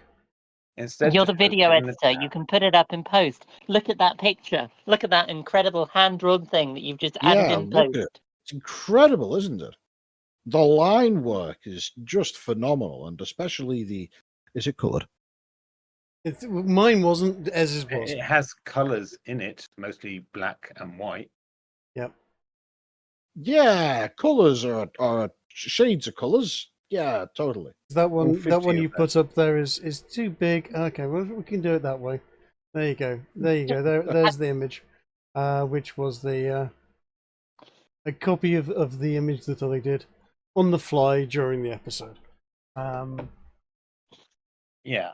Well, I mean, I was in the middle of running said episode. I know. Plus, this one took me several hours to do. Yes. In either case, a work of impeccable art. I suppose so.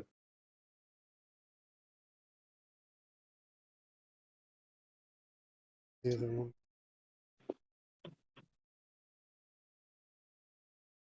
So this is your trouble lake then? Less Trouble Lake and more Travel Lake, although I can understand why you might mix those up. Seems to be quite busy. As a matter of fact, as you look around, you do see a couple of other boats. There's not too many of them, but you do see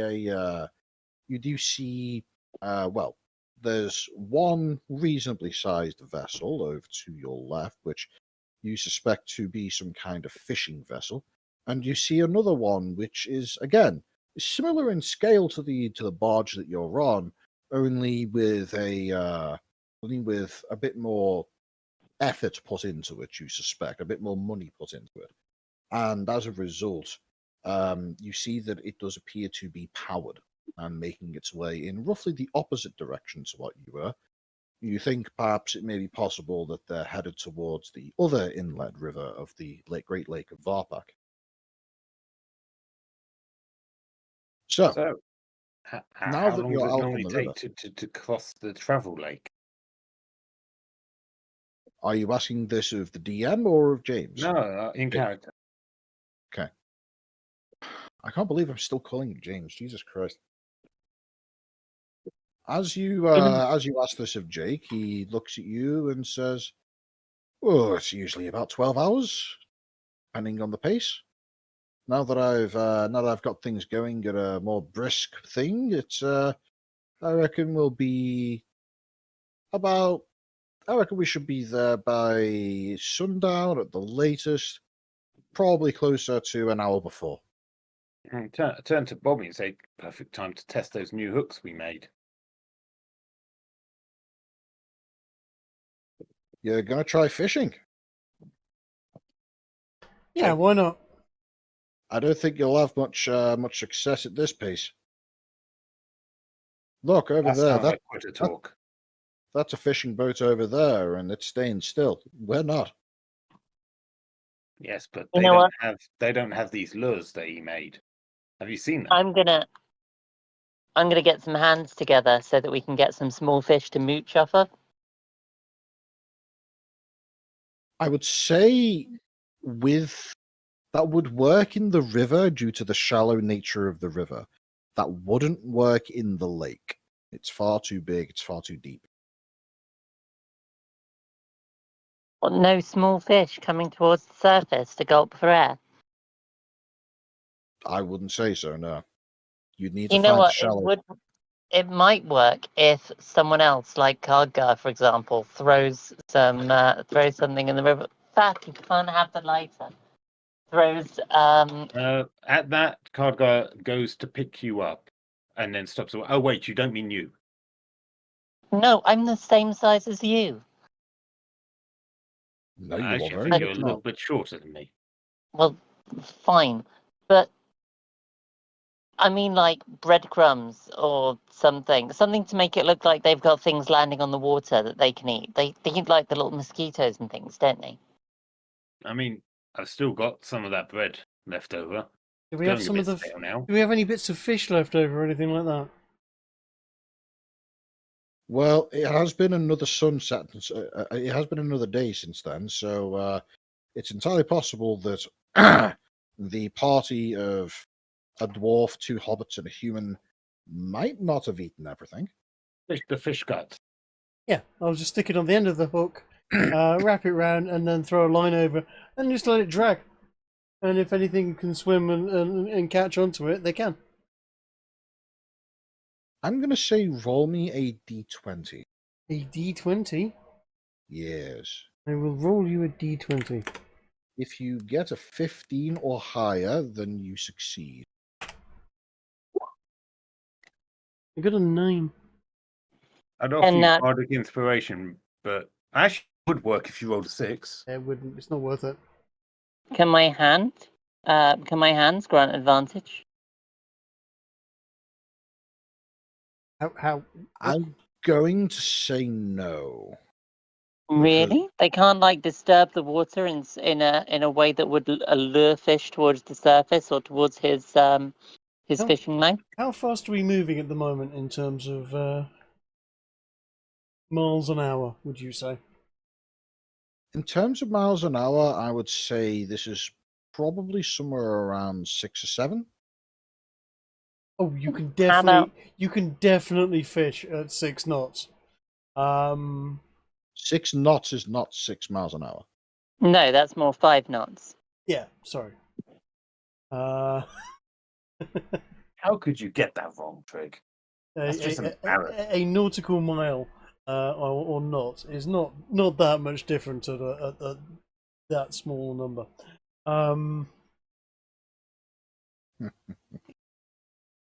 Yeah, you could definitely fish at that, You absolutely can. but However, I have not been successful. I will accept that. As far as I'm aware, fishing at pace is typically considerably less successful than fishing while stationary. It Not depends. necessarily. No, yeah. I was going to say it depends on the size of the fish. A big fish, you're much more likely to catch a big fish across a lake, moving at pace. You don't marlin fish standing still. Yeah, a lot of the time you get far better results by fishing under motion because it causes the lure or whatever you're using on the end of your hook. Yes, that to- would require you to have a fish-looking tackle, which we you don't. As a kid, I caught. Well, we used an octopus. We stuck it on a hook and dragged it behind a power boat in Cyprus, and caught quite a sizable fish that decided to eat the octopus and found himself entangled, shall we say? See, that would work because it was an entire octopus. Yeah, but you don't have anything that is approaching an entire. I mean, it was a little octopus. It was like hand sized, but yeah, we are getting. Doesn't someone have minor illusion? We've done this before. Apparently, minor illusion just stays still relative to the ground, not us. Yeah. Never mind. Yep. But honestly, mooching is a thing. You Yes. you use a small fish or piece of fish, and it lures a much larger fish because it's got the same smell in the water, and exudes the same pheromones essentially, which will lure the larger fish in, thinking it's an easy prey. I know, we have tried. If you wanna try again with just like shoving a bit of fish guts on the end of the line, then go for it. We'll give it another go. Do it again. So go ahead and roll again. Okay, he's just shit at fishing. Yeah. Unfortunately not. Well, given the circumstances, I'm going to say that unless there's anything specific that you guys want to do whilst you're out on the water, Can I things give it go a go? along you can, but unless you're describing something specific that you're doing to differentiate your attempt from the others, you won't get any more success. Can I? Go on, Ed, sorry. I'm going to say Karkot's going to basically try and swing the fishing rod around to kind of... I'm not going to give you my fishing rod. You can fuck off and get your own fishing rod. He's not got a fishing rod, he's just got a line then. Right, okay. So he's going to use a line and he's going to tease it out and occasionally like twitch on it so the lure kind of like bobs in a non-standard way. I like a crab line. Yeah. Well, that would be significantly different. Yeah, you don't have the leverage to actually, if you caught anything, you'd take your hand off. I'm wearing gloves. Yeah, I'm going to say go ahead and give me a roll, but this is going to have a reduced chance of success compared to what Trig was doing. D20? D20. There we go. At least I'm being consistent. I would like to see if I can observe a fish in the water. I'm going to peer deep into the lake and see if I can see movements. Give me a perception check. Looking into the water, you are not able to see anything, unfortunately. Nothing in terms of like noteworthy, fish. You see a bird. You see a In the seagull. water. Yeah. Can I? Why We see, hold on a sec. Whoa, whoa, whoa! We see a bird, right? I see a bird, and in that case, is it within 60 feet of me? I'd say so.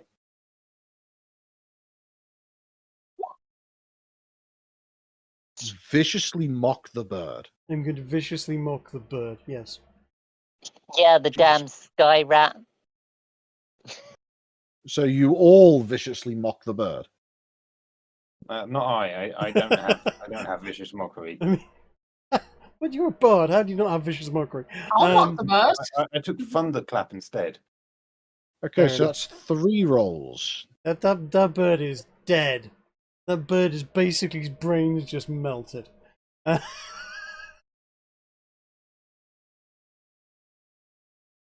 Okay,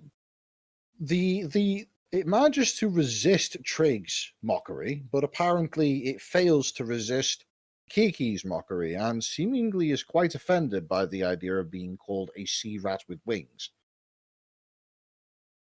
As it is reeling from this insult in a language that it is not able to speak, you're unsure as to why it is. Both you and it are equally confused as to why this is even working. Motch finishes this off with her own insult. What does Reeve shout at this poor creature? Sky rats deserve to wash up on the beach when they die. That's all I will say. All right then. With that, you see as the seabird, the gull is rendered unconscious and simply flops to its side and floats in the water. You are quickly zooming past at a rate of. Can I retrieve it with one of my magic hands? What is the operating distance of your 60 feet. 60 feet? That's within the range of It the would- spell. It would be close. I would say roll me a D3. If you get a 2 or a 1, it works, and you can grab the gull. Oh, Bardic inspiration. No, this isn't a check of any kind. This is literally just by the time the bird was dead. Are you too far away for your unseen servant to be able to get over there, grab it, and get back without exiting the 60-foot operating? I mean, how fast is our boat moving? 6 knots. 5 knots. Yes. And it was all you were already passing as you all started hurling insults at the seagull. That isn't By the much more way, than walking speed, but by the way, as this happens, Jake was absolutely rolling with laughter at this. By the way, the fact that his traveling bardic companions all spot this random seabird on the water and just begin viciously hurling insults at it, and then it actually dies. You get the impression that he's still just a little bit confused as to how bardic magic actually works. psychic attacks and an illusion. Yeah. Uh-huh. With a little bit of necromancy as well, actually. Just a hint. Just a wee hint. Like bards do not travel on the good side of things. They're definitely a bit chaotic to evil. In their magics. Reminds me of a game that I once played in several years ago, where the BBG was Bodic Lich, who used a very powerful, like 48-hour long song-based incantation to do a mass resurrection on basically an entire city and turn them into an entire city of undead. It was very cool, very interesting.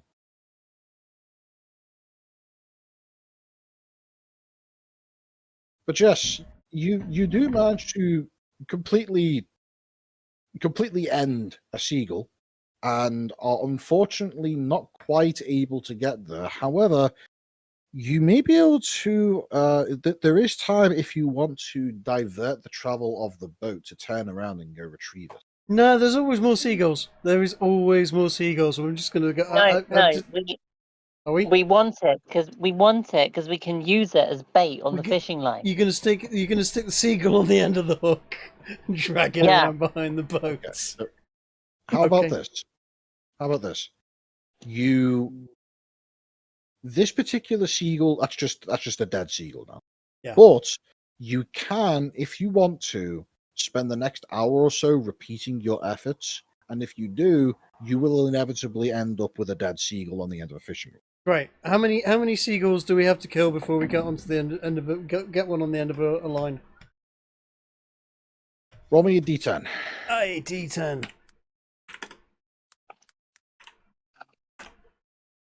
Fantastic. 9 dead seagulls. So you leave behind you a trail of 8 dead seagulls just in the water, chumming it thoroughly for your upcoming attempts at fishing. Excellent. So now we've got a brain dead, mocked to death seagull on the end of the line, and we really get the hook into it. We're gonna just sort of drag it behind the boat now. It's more than brain dead. You have literally inflicted such psychological horror upon it that its brain has actually bled out of its nostrils. Awesome. I'm gonna sort of see if we can't tie me down whilst I'm dragging this seagull behind us with the fishing line, because I've got a sneaking suspicion anything that's capable of eating a seagull is going to pull me right off the back of the boat.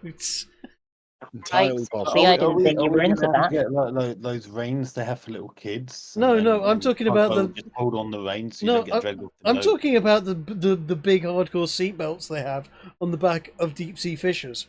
When they're fishing marlin, because frankly, a hobbit fishing for something that can eat a seagull is going to be the same as a human-sized person shark fishing for great white sharks, and probably equally as dangerous. And I'm going to need some serious straps to hold me down just in case. All right, I'll say that with a lot of you working together, you can effectively. You can effectively restrain Trig, tying him to something of sufficient bulk to stop him from being able to be pulled away. And in doing so, also have the fine idea of tying the rod to his hands in such a way that he cannot let go of it. We call it the halfling harness. Ooh, that sounds dangerous. Can I also strap it to a belt on my waist so that it can't be sort of yanked from my body with my arms still attached? Sure. Yeah, that's. I'm going to say. In fact, we're going to attach. Can we attach the rod to the boat and just have me be able to hold on to it? Because I don't like the idea of that which makes me money, my hands, being ripped off along with the fishing rod. Look, you can afford regeneration magic. Maybe, but I'd rather not need to be honest. To a couple hundred. It sounds painful having my arms ripped off. Ruining my fun by thinking you're terrible. You are. So, over the course of the next hour, you are able to effectively create an anchoring point with which to prevent a prospective fish from being able to remotely dismember your lead member of the band. I would like you to... Well, I feel as though a dice roll is needed here. Give me a moment to think.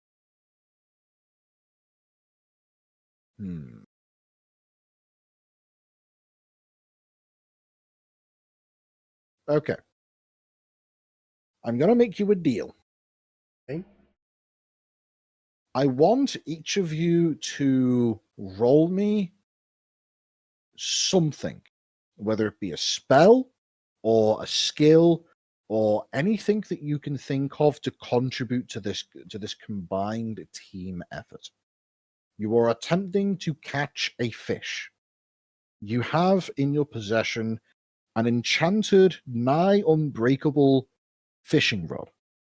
You have conventional, not unbreakable fishing line, and a fish hook, the hooks of which are smeared in the presumably at least partially dismembered corpse of a freshly slain seagull. Oh, we're And dragging the whole thing. Yeah, we're dragging the whole thing. We just So you- wrap. you- We just Yeah, but we should probably poke holes into it so the water smells right. no. What you do is you take your hook and you just shove it straight down its face and push it as far down as you can get, and then give it a bit of a yank back, so that the hooks dig into the seagull. And then when something comes along and bites and swallows the seagull gets stuck in their throat, and and the hooks do their business. Right, something we think is relevant, right? Yes, Sure. each of you can have some level of participation towards this, depending on what you describe and what you roll, if necessary, will determine the success of the final effort. So I'm Be going to creative. play a little relaxing tune on the pan flute to both convey a bardic inspiration as well as to ready the casting of sleep, such that when the bite is achieved, we can reduce the struggling as it gets within range by putting the fish to sleep before we drag it further in. I As a see. juxtaposition to this, angry heavy rock, and I will be prepared to use silvery barbs to give the fish disadvantage. Okay, so we have two opposing genres of music being played to both rile up the party and attempt to pacify the impending fish, with the final intention being to effectively engage it in combat. Now, when the fish gets within 30 feet, if we're from when we catch one, I am going to hit it with Tasha's hideous laughter. Which I'm not sure Tasha's hideous laughter would work on a fish. You may want to double check that. Reading this, the creature of your choice that you can see within range perceives everything as hilariously funny and falls into fits of laughter if this spell affects it. The target must succeed a wisdom saving throw or fall prone, and become incapacitated and unable, to stand up during the duration. It's incapacitated. The creature with intelligence of 4 or less isn't affected. You're right, it probably isn't going to be affected if it's a particularly dumb creature. You could hex its strength. I don't have Hex. I do have Vicious Mockery. I will just mock the fish, relentlessly once it's caught on the line. Tasha's hideous laughter is a good idea.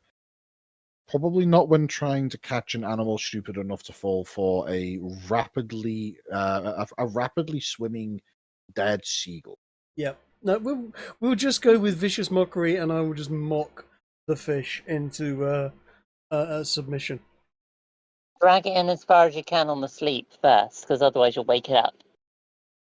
What's the range on the sleep? Let's have a look. I'm just going to cast it to 90 feet. 90 feet. Okay, you can show the description. Oh, show the description. Sorry. Perfect. Pinch of fine sand, rose petals, or a cricket? What? I get the fine pinch of sand, Mr. Sandman. Rose petals? Huh? A cricket? Huh? Sound of crickets chirping in the background, maybe. I don't know. I'm just going to put that down to an Americanism. Yep. Now the target is America within can't nine. speak without rose petals. Yeah, the target is 90 feet, and the effect is a creature within 20 feet of that area. So presumably, I can actually stretch that out to 110. And presumably, you could knock out a bunch of them as well. Potentially. It does say creatures within 20 feet of your point that you choose within range are affected Indeed, in but ascending order of their current hit points. But given that we can't see any fish from surface level, I'm presuming that until we actually get something on the hook. Yep. You're Yeah. unlikely to hit more than one entity.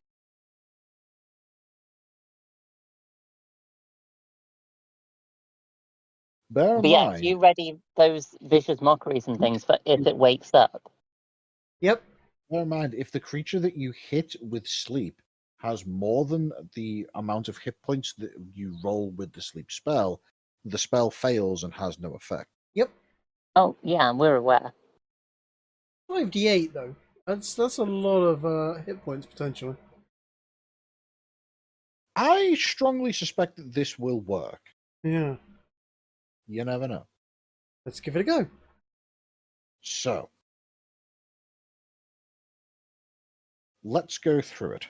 What Leviathan have we caught? Yes. You are contributing, monitoring the rod whilst simultaneously preparing to viciously mock whatever is stupid enough to fall for the bait. Yes.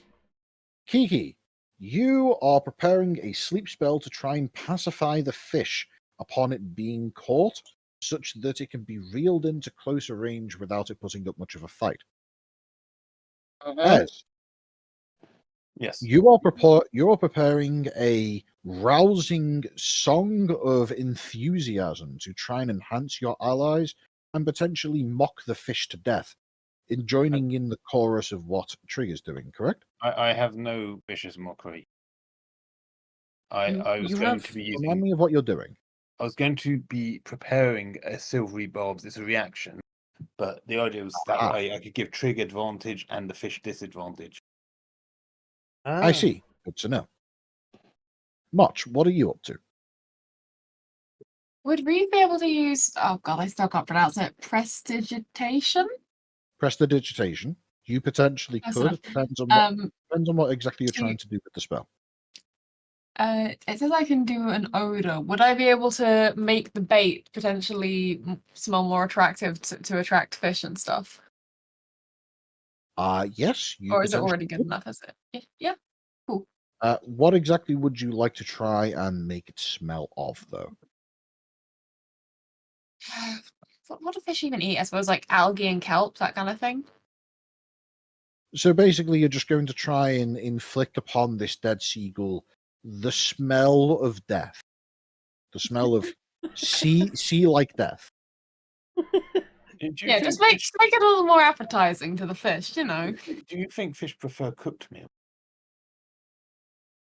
No. I don't know, man. I've seen a video of someone getting a fish out of a river, squirting barbecue sauce in it, and just throwing it back. I have never seen a fish cooking in my life. I think they have difficulty getting the fires going.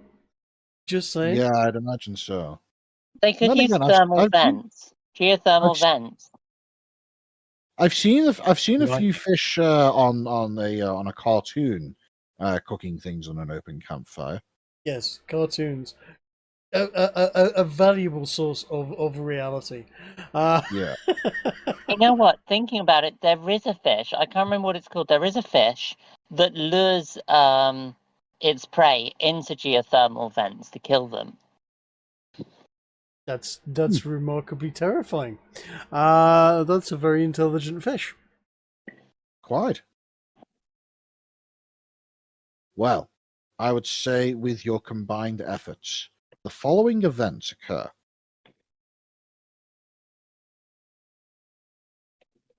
You are all on the back of this barge. There's a small porch on the back where Trig has been effectively tied into place, with the rod being affixed to the actual barge itself rather than anything else. Kiki is stood beside him with as sat upon the roof of the cabin, presumably with Motch's character Reeve sat beside him, all monitoring the seagull that is doing something quite bizarre. Yes, it is attached via having a fish hook rammed down its throat. However, this is resulting in a rather comical visage of what effectively amounts to a jet skiing seagull being pulled along by its head. You see its head flopping around in the water as it meets the various ripples of the back of the boat. However, for the most part, it appears to be doing a maneuver akin to bouncing up and down, entering the water and then being immediately propelled back out of it again due to the nature of the relative current of it being pulled through the water. As this is occurring, the lot of you are strumming on your respective instruments in anticipation and preparation, when suddenly the seagull gets pulled under. It goes underneath under its own natural forces and then stays under for far too long. And in a snap decision, realizing that something has taken the bait, Trig, your character Robert, quickly reaches for the rod and begins pulling back on the line, disengaging the lock on the reel and quickly trying to pull it back, and you immediately meet a fierce resistance. Kiki, roll me your sleep spell to see how much pacification you were able to inflict upon this creature. 15, apparently. The 15 hit points of sleep that you manage to inflict upon it are reasonable in nature, and Trig, you suddenly feel as though a bit of slack is achieved in the rod. At the very least, you are able to begin pulling in the reel, whereas previously you were not. I'm going to ask my my dwarven friend to give me a bit of a hand with this, because I imagine it's probably a little more than I can muster in terms of strength. I will walk up next to Bobby and place a firm hand around the back of his belt. Don't worry, you're not getting wet today. I was half expecting you to say that you were going to place a firm hand along his rod then. I'm really glad he No, didn't. no. I was half tempted to push him in. Yeah, but But I'm that would have attached. been too mean. You wouldn't have been able to. I'm tied to the boat. Just a hand, literally sort of reeling in the fish would be nice. That. Yeah. I will assist. Good. Really. It is worth bearing in mind that this reel does appear to have a ratcheting mechanism on it, so that is somewhat useful. Dwarven technology, it's a hell of a thing. We will slowly start to pull it in.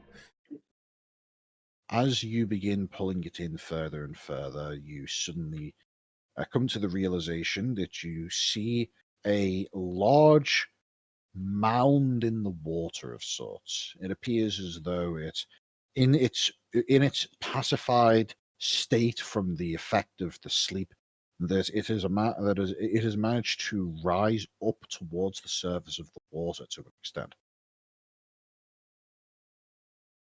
I believe one of you wanted to inflict upon it a vicious mockery at this point. And we were going to, yes. Let us do that. Although it's still unconscious at this point in time, isn't it? It is, but as you are pulling it in further and further, you're able to tell that it is slowly starting to come to and begin pushing back against the reeling in. Going to start getting slapped, isn't it, by the waves and so on. Exactly. Right. Okay, yeah, let's give it some vicious mockery. Okay, roll your vicious mockery. Going to basically call it a big fat sea pig. For the sake of anticipation, I'm not going to roll publicly. I'm going to roll privately for this using my physical dice here, this D20. Yeah. And with that first roll, you notice that after you call it a fat sea pig, it writhes ever so slightly. You see as though it the slowed but steady process of reeling it in suddenly comes to a halt, and a large amount of pressure and tension is put on the line. Those of you who are still sat atop the cabin are able to feel as a sudden increase in drag is applied to the boat. Yeah, I'm gonna join in with this and point out how dumb this fish must be to have fallen for our seagull gag. Oh, truly vicious. I roll again, and this time it once again fails against the wisdom saving throw, and you manage to see as it again rise and yanks on the boat a little bit. But this time you notice after this yanking of the line, it suddenly slacks for a moment, and you're able to pull another foot or so of the line onto the reel before once again the tension becomes too much. Got less than 13 left. Go on, guys. I will keep on mocking it, but it's not my turn yet. I imagine. Yeah, someone Motch. else insult it or something. I believe it's time for some vicious motchery. Yes. Indeed. Motch, what are you going to do to try and further ensure the successful capture of this fish? I suppose I could throw on a little bit vicious mockery. Okay, what do you call this fish? Slimy bit of whale food. I wonder if it understands what a whale is. Go ahead and roll. Well, I need to roll, don't I? Never mind. Apparently, it does understand what a whale is, and when you call out this insult again, it seems to slacken for a moment as the impact of your insult arrives and does its damage. What is with these ones on I our know- vicious mockery, I know, guys? right? It's bad. It's really bad. Yeah, it's looking a bit fishy to me. It's a D4. We can do better than a 1. Uh-huh. Ez, have you got anything to throw into this? I don't think a thunderclap would be good right now. Is there Probably not. No, probably. I also not. have a thunder wave, bane. Like I said, I've got silvery bobs ready. I could try an illusory script. I don't think any of those things works. Thunderwave and Thunderclap are both Hit it, AOE point of origin jobs, aren't they? Yeah. hit it with those barbs. Give it disadvantage on our Yeah, on I our said it's saves. a reaction, so it's only when Ginger actually rolls something that is It- an ability if or a it save attacks, yeah. or an attack. I will, So- Right. I will give it So I some mean, far, mockery. it's failed to resist. I would consider if it's doing like strength struggle against the line, that might count. Mm-hmm. Well, as I say, I'm rolling privately here, so I'm intentionally not allowing you to see how successful this thing is. So, Okay. as fires off his silvery barbs. What are the rest of you doing? I'm going to continue the mockery. Okay, go for it. There we go. That's a bit better. Can I? I'm going to make this- tell it that its mother was a minnow and its father was a drunken squid.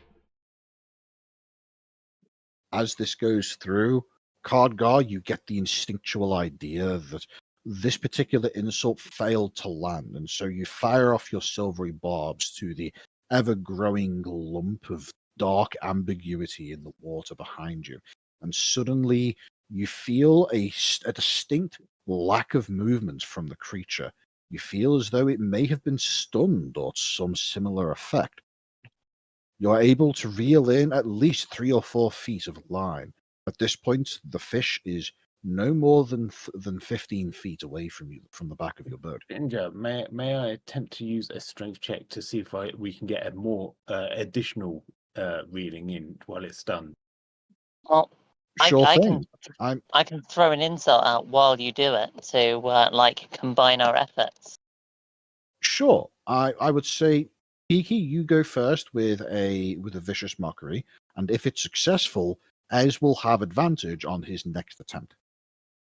Given its proximity, I'm going to look at the fish and I'm going to go, good lords, have you seen its face? Only a mother could love that. Oh, wait, its mother doesn't love it. Ooh, harsh. Another one, and it seems to not have an effect on it. It seems as though it was able to muster enough rage to resist the insulting nature of your insult. This fish is able to beat DC 14 and 13 wisdom saving throw. This is an intelligent fish, or at least a wise one. It's common. Not wise enough to leave a hook. Fun fact about wild animals: typically they have abysmal intelligence, but about as much wisdom as the standard human or otherwise humanoid entity. Fair enough. All right, should I roll what, like an athletics? Go ahead and roll athletics. This is not with advantage. It's okay. Oh, God! I am burning my inspiration. Yes, good choice. So do I re-roll that, don't I? You do. Guys, If you guys, get, if you get get ready another for one, double ones. if you get another one, okay, that's a lot better than a one. I was about to say, if you got another one, I would grant you some above board advantages to make up for your abysmal luck. Exceptional circumstances require rewarding, even if they are If he'd got a exceptionally triple, awful. essentially what would amount to a 666, yeah, there's Quadruple. devilishly bad luck. Well, with the 11 athletics check, you're able to reel it in such that it is now just barely in the water, to be honest. It's within about 5 feet of your boat. If you had a particularly long stick, you'd be able to start whacking the bloody thing. What about a collection of hands to pick it up and bring it out of the water, where it no longer has the capacity to beat against water with a tail? No. I'm going to say that when it comes to a creature of this size, your unseen servants are unable to touch it without themselves being subjected to sufficient force to be immediately dispelled. Right. They only have a single hit point of damage. You said a big stick is needed. Surely a boat like this would have like backup oars or something. It would, and in fact, I believe that your particular musical instruments would have sufficient reach to give it a whack if you want. Yes, I just didn't think my axe was 5 foot long. Yeah, no, I mean 5 foot, you'd get a boat hook. Yeah, it's 5 foot. It's 5 foot if you hold it with one hand and reach out. You'd be attacking. Given be my attacking roll with today, disadvantage, to be sure. Given my rolls today, I'm going to roll double ones and lose it. So no, I'm not doing that. But if there's a boat hook or an oar within reach, I'll grab that and thwack it. There isn't one within reach, but you could always call out to the person driving the boat. Joe, pass me a big stick. A moment later, you hear him call back out, "Who's Joe?" But then you hear him realize that you're probably talking to him, and he makes his way in your direction after a bit of rummaging around. You presume that he's probably about to hand you something on the next round of turns. You know what? Has anybody not done anything this round yet? I don't think so. I think we're back. Oh, Motch. No, Motch hasn't done anything. Oh yes, you're right. Motch, the fish is within almost arm's reach.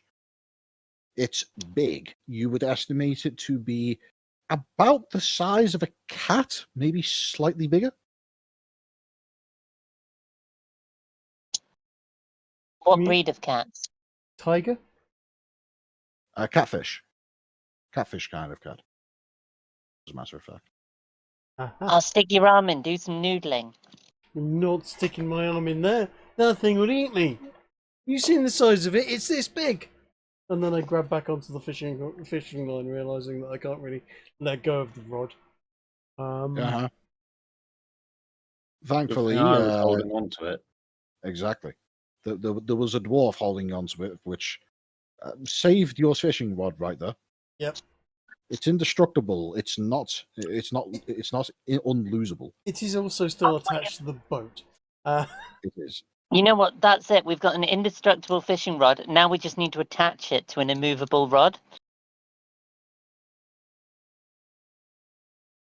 Maybe one way of doing things. So, Motch, what do you do next to try and further secure the this fish on the end of your line? I'm not sure if any of my spells will be massively useful here because I've got I've got one that could cause it pain, but it's also got in the description, yeah, it'll try and get away from you, which is not the most useful thing at the precise moment. Well, it's trying to get away from you right now, so I don't think that'll make too much of a difference. Yeah, true. I could I have dissonant whispers, but it can cause it more pain. But I think we've already basically moved it I into doubt dissonant whispers work on it. They need to be intelligent creatures for, don't they? Impose the spell, Motch. remind me of what button I do to have just the description come up in chat. Just It hit the doesn't speech matter. bubbles next to it.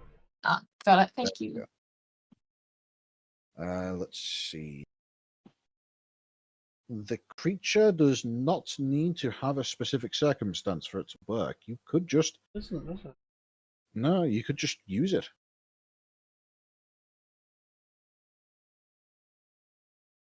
It's 3d6 psychic damage. If you want to cast Dissonant Whispers on the fish, go for it, Motch. Yeah. I reckon that'll do something.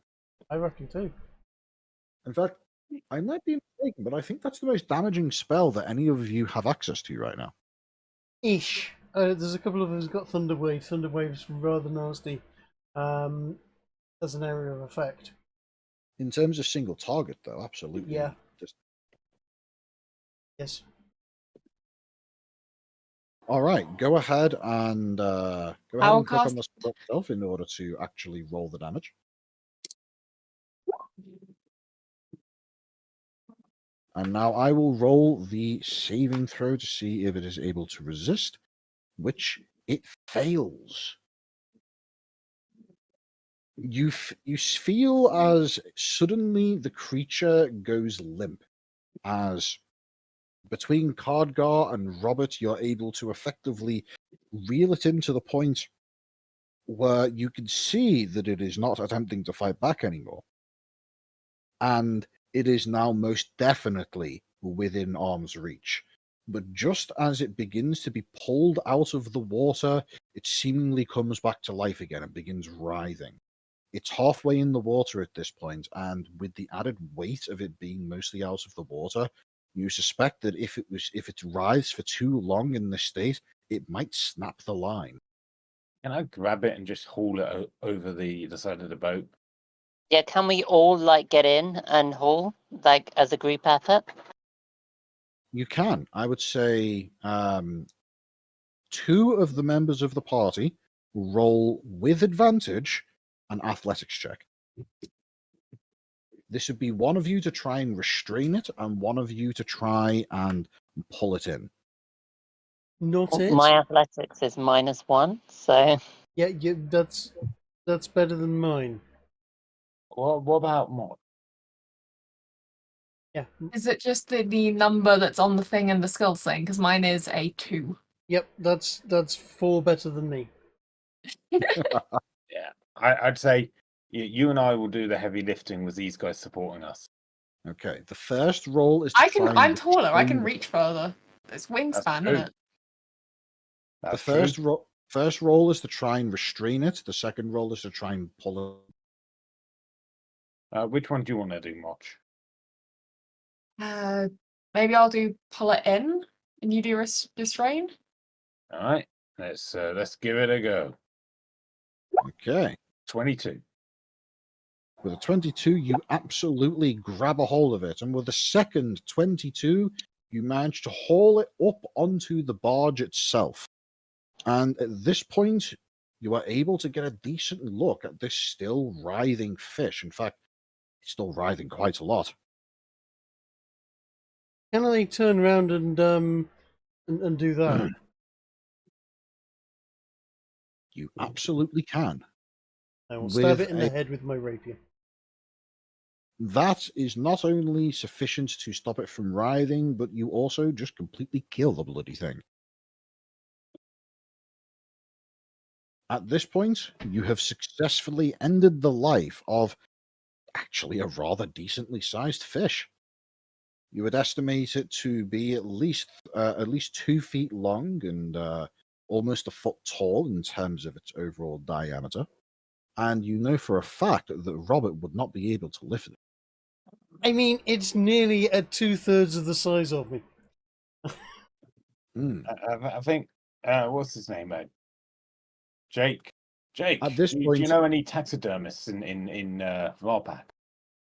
At this point, Jake rounds the corner of the boat, carrying with him a long rod of sorts with a small hook on the end, and looks at you and says, "Oh, good job. Sorry, what? Taxidermist?" Bobby, I'm going to guess you want to keep this for posterity, No, I'm going to eat it. or even the Yeah, scales. these things go This is what? Sorry. go in the oven or on the campfire or whatever we have appropriate at the time. Yeah, absolutely. Or even the scales and the eyes. I mean, Oh, the eyes are the best bit. Great pop. Yes. Yeah. For reference, you have effectively caught something equivalent to a white bass. Pick. I'll post a picture for you here.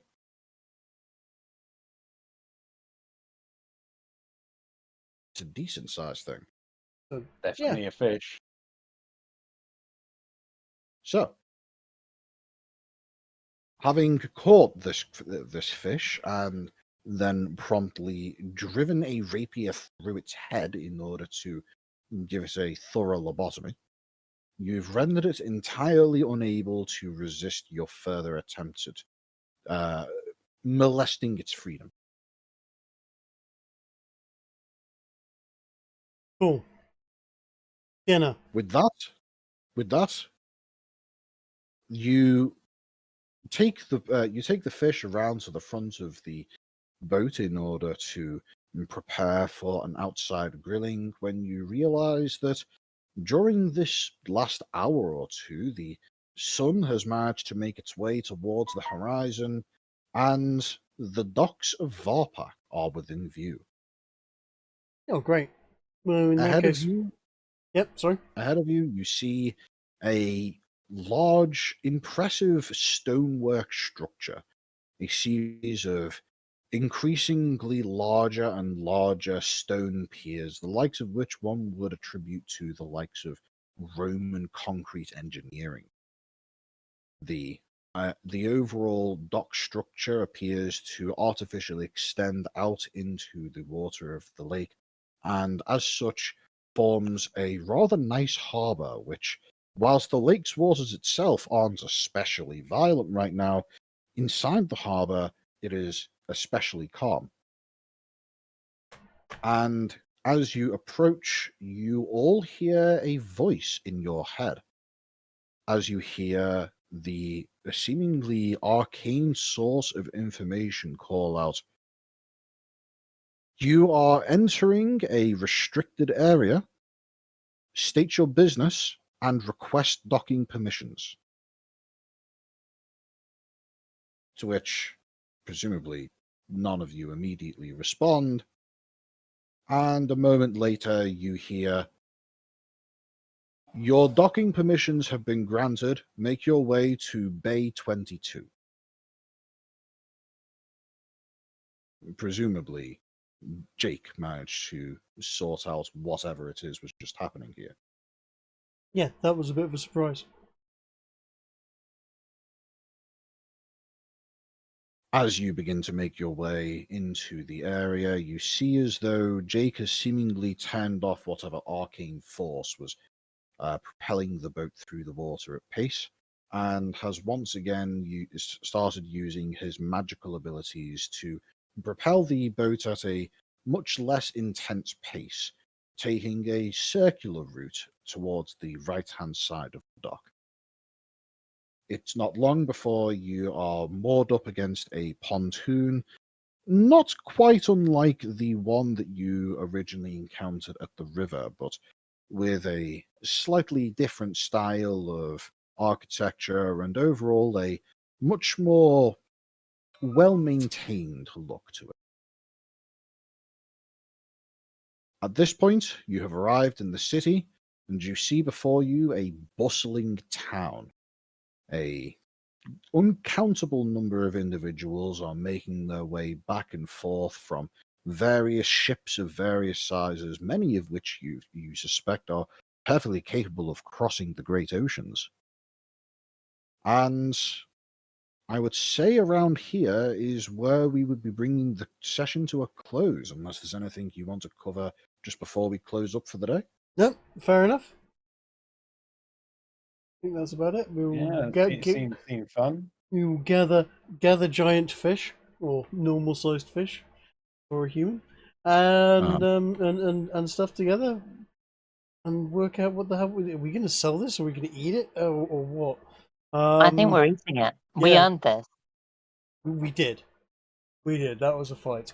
I do love how we've taken the D&D system, which is very combat oriented, and gone for a group of bards, which should turn it into essentially a concert simulator, and instead use it to do fishing. Well, we've been on a boat on a river. Garlic as well. Yeah. I'll be back in just a minute. And we don't need to be a concert simulator. There's no reason why a group of bards like us couldn't go straight into a dungeon and do a dungeon crawl.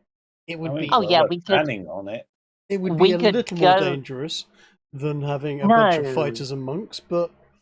No, we don't even have to get close. We just need to stand there, walk into the dungeon, and mock stuff until it all commits suicide.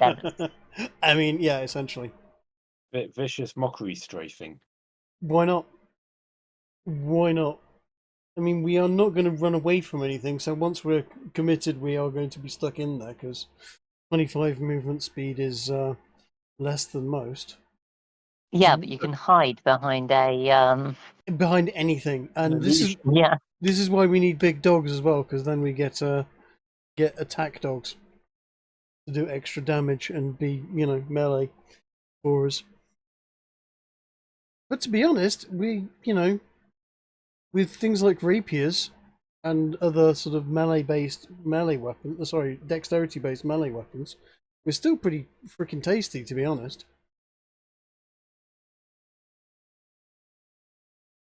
Yeah, we do well. Oh, Motch, did you hear about the guy that trained a bunch of seagulls by sitting on a train station, with essentially a bag of chips every day, just throwing chips out to the seagulls, until he managed to get quite the flock of seagulls together, and then one day, just before a train left, the train doors were open.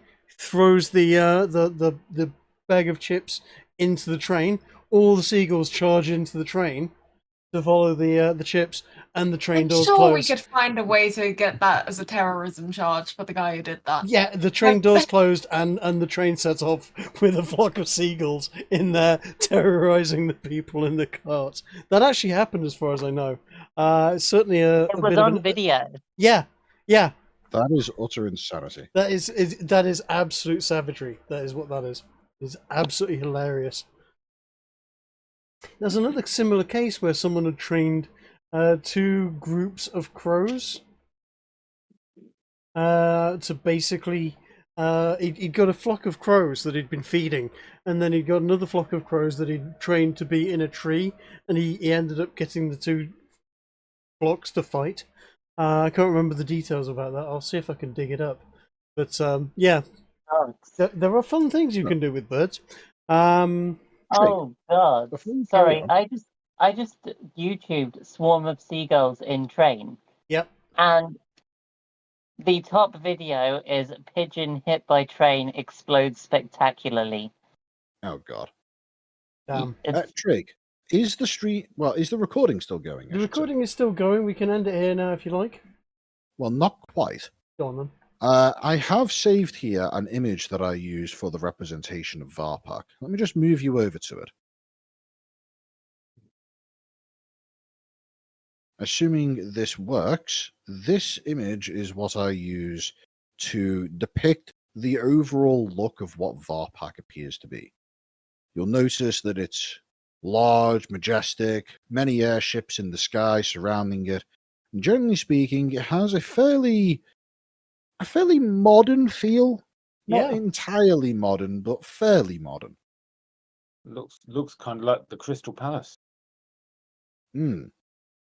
This is a fairly decent representation of what a Varpak looks like in terms of its architectural stylings. In terms of the layout of the city, if you're familiar with the Imperial City of Oblivion, it has that same kind of circular arrangement with an inner and an outer segment, with a three-way segmentation dividing the city into a residential, a market, and a tourism district. You are currently in the most northern segment, which is the market district, which has as part of it the docks of Varpak. Okay. Neat.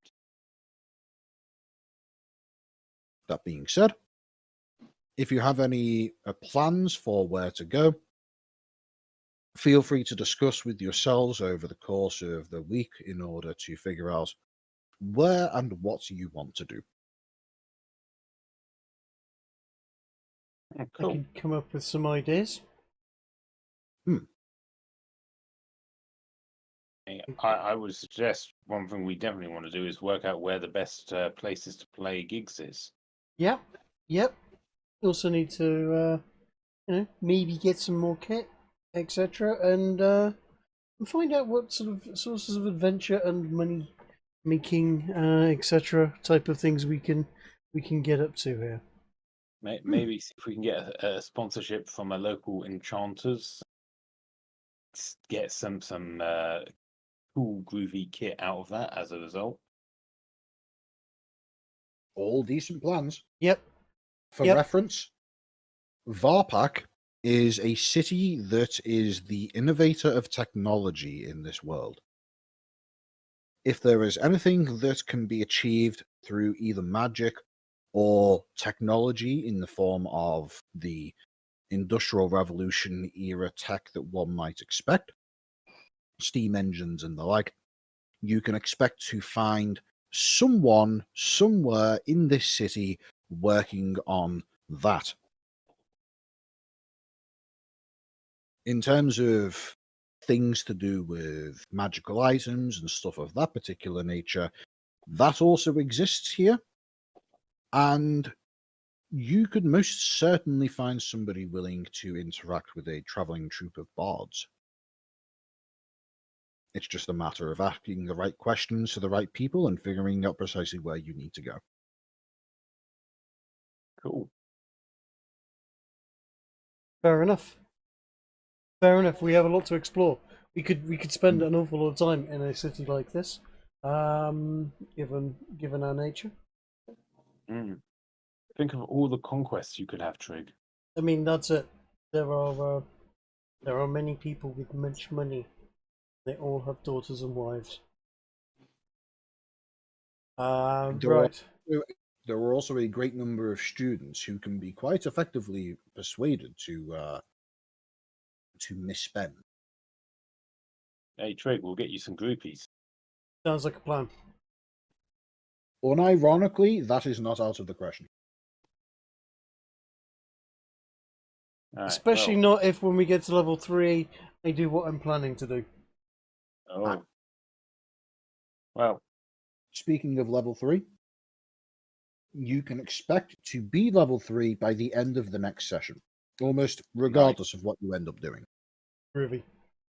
nice. Let's choose to do something that isn't just like, I don't know, sit in the library for the whole session reading books. Then No, absolutely not. But in that case, what I would suggest is we all take a look at the different schools of bardery, and come with a good mix of bardic sort of skill sets, shall we say?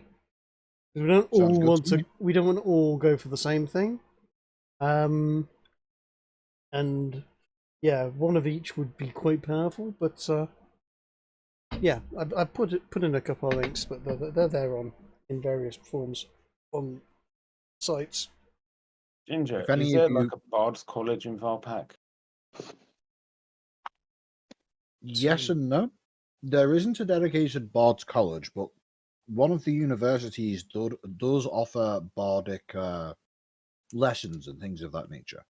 Study into the nature of music-derived magics. Am I misunderstanding, or are we leveling up? No, not yet. You're misunderstanding. I said at the end of the next session, you can expect to be level 3.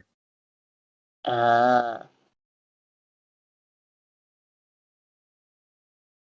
The reason why I'm not saying that you definitely will be is because who knows, you could spend literally the entire time doing nothing but sleeping in an inn. Nothing wrong with that. Wouldn't get you much in the way of milestone-based experience, though, would it? Depends who you're there with. See, I've been thinking about going down College of Glamour. Mhm. Strong one. It is a Glamour can strong be one. fun. There's Oh, actually, glamour. well, there's- if we're done for this session, I'm flagging bits. I'm going to call it a night. Fair enough. Fair enough. I'm going to end the recording at this particular point in time, and probably do some Excellent. editing on it. So right, we'll call it a day there. Good night, etc.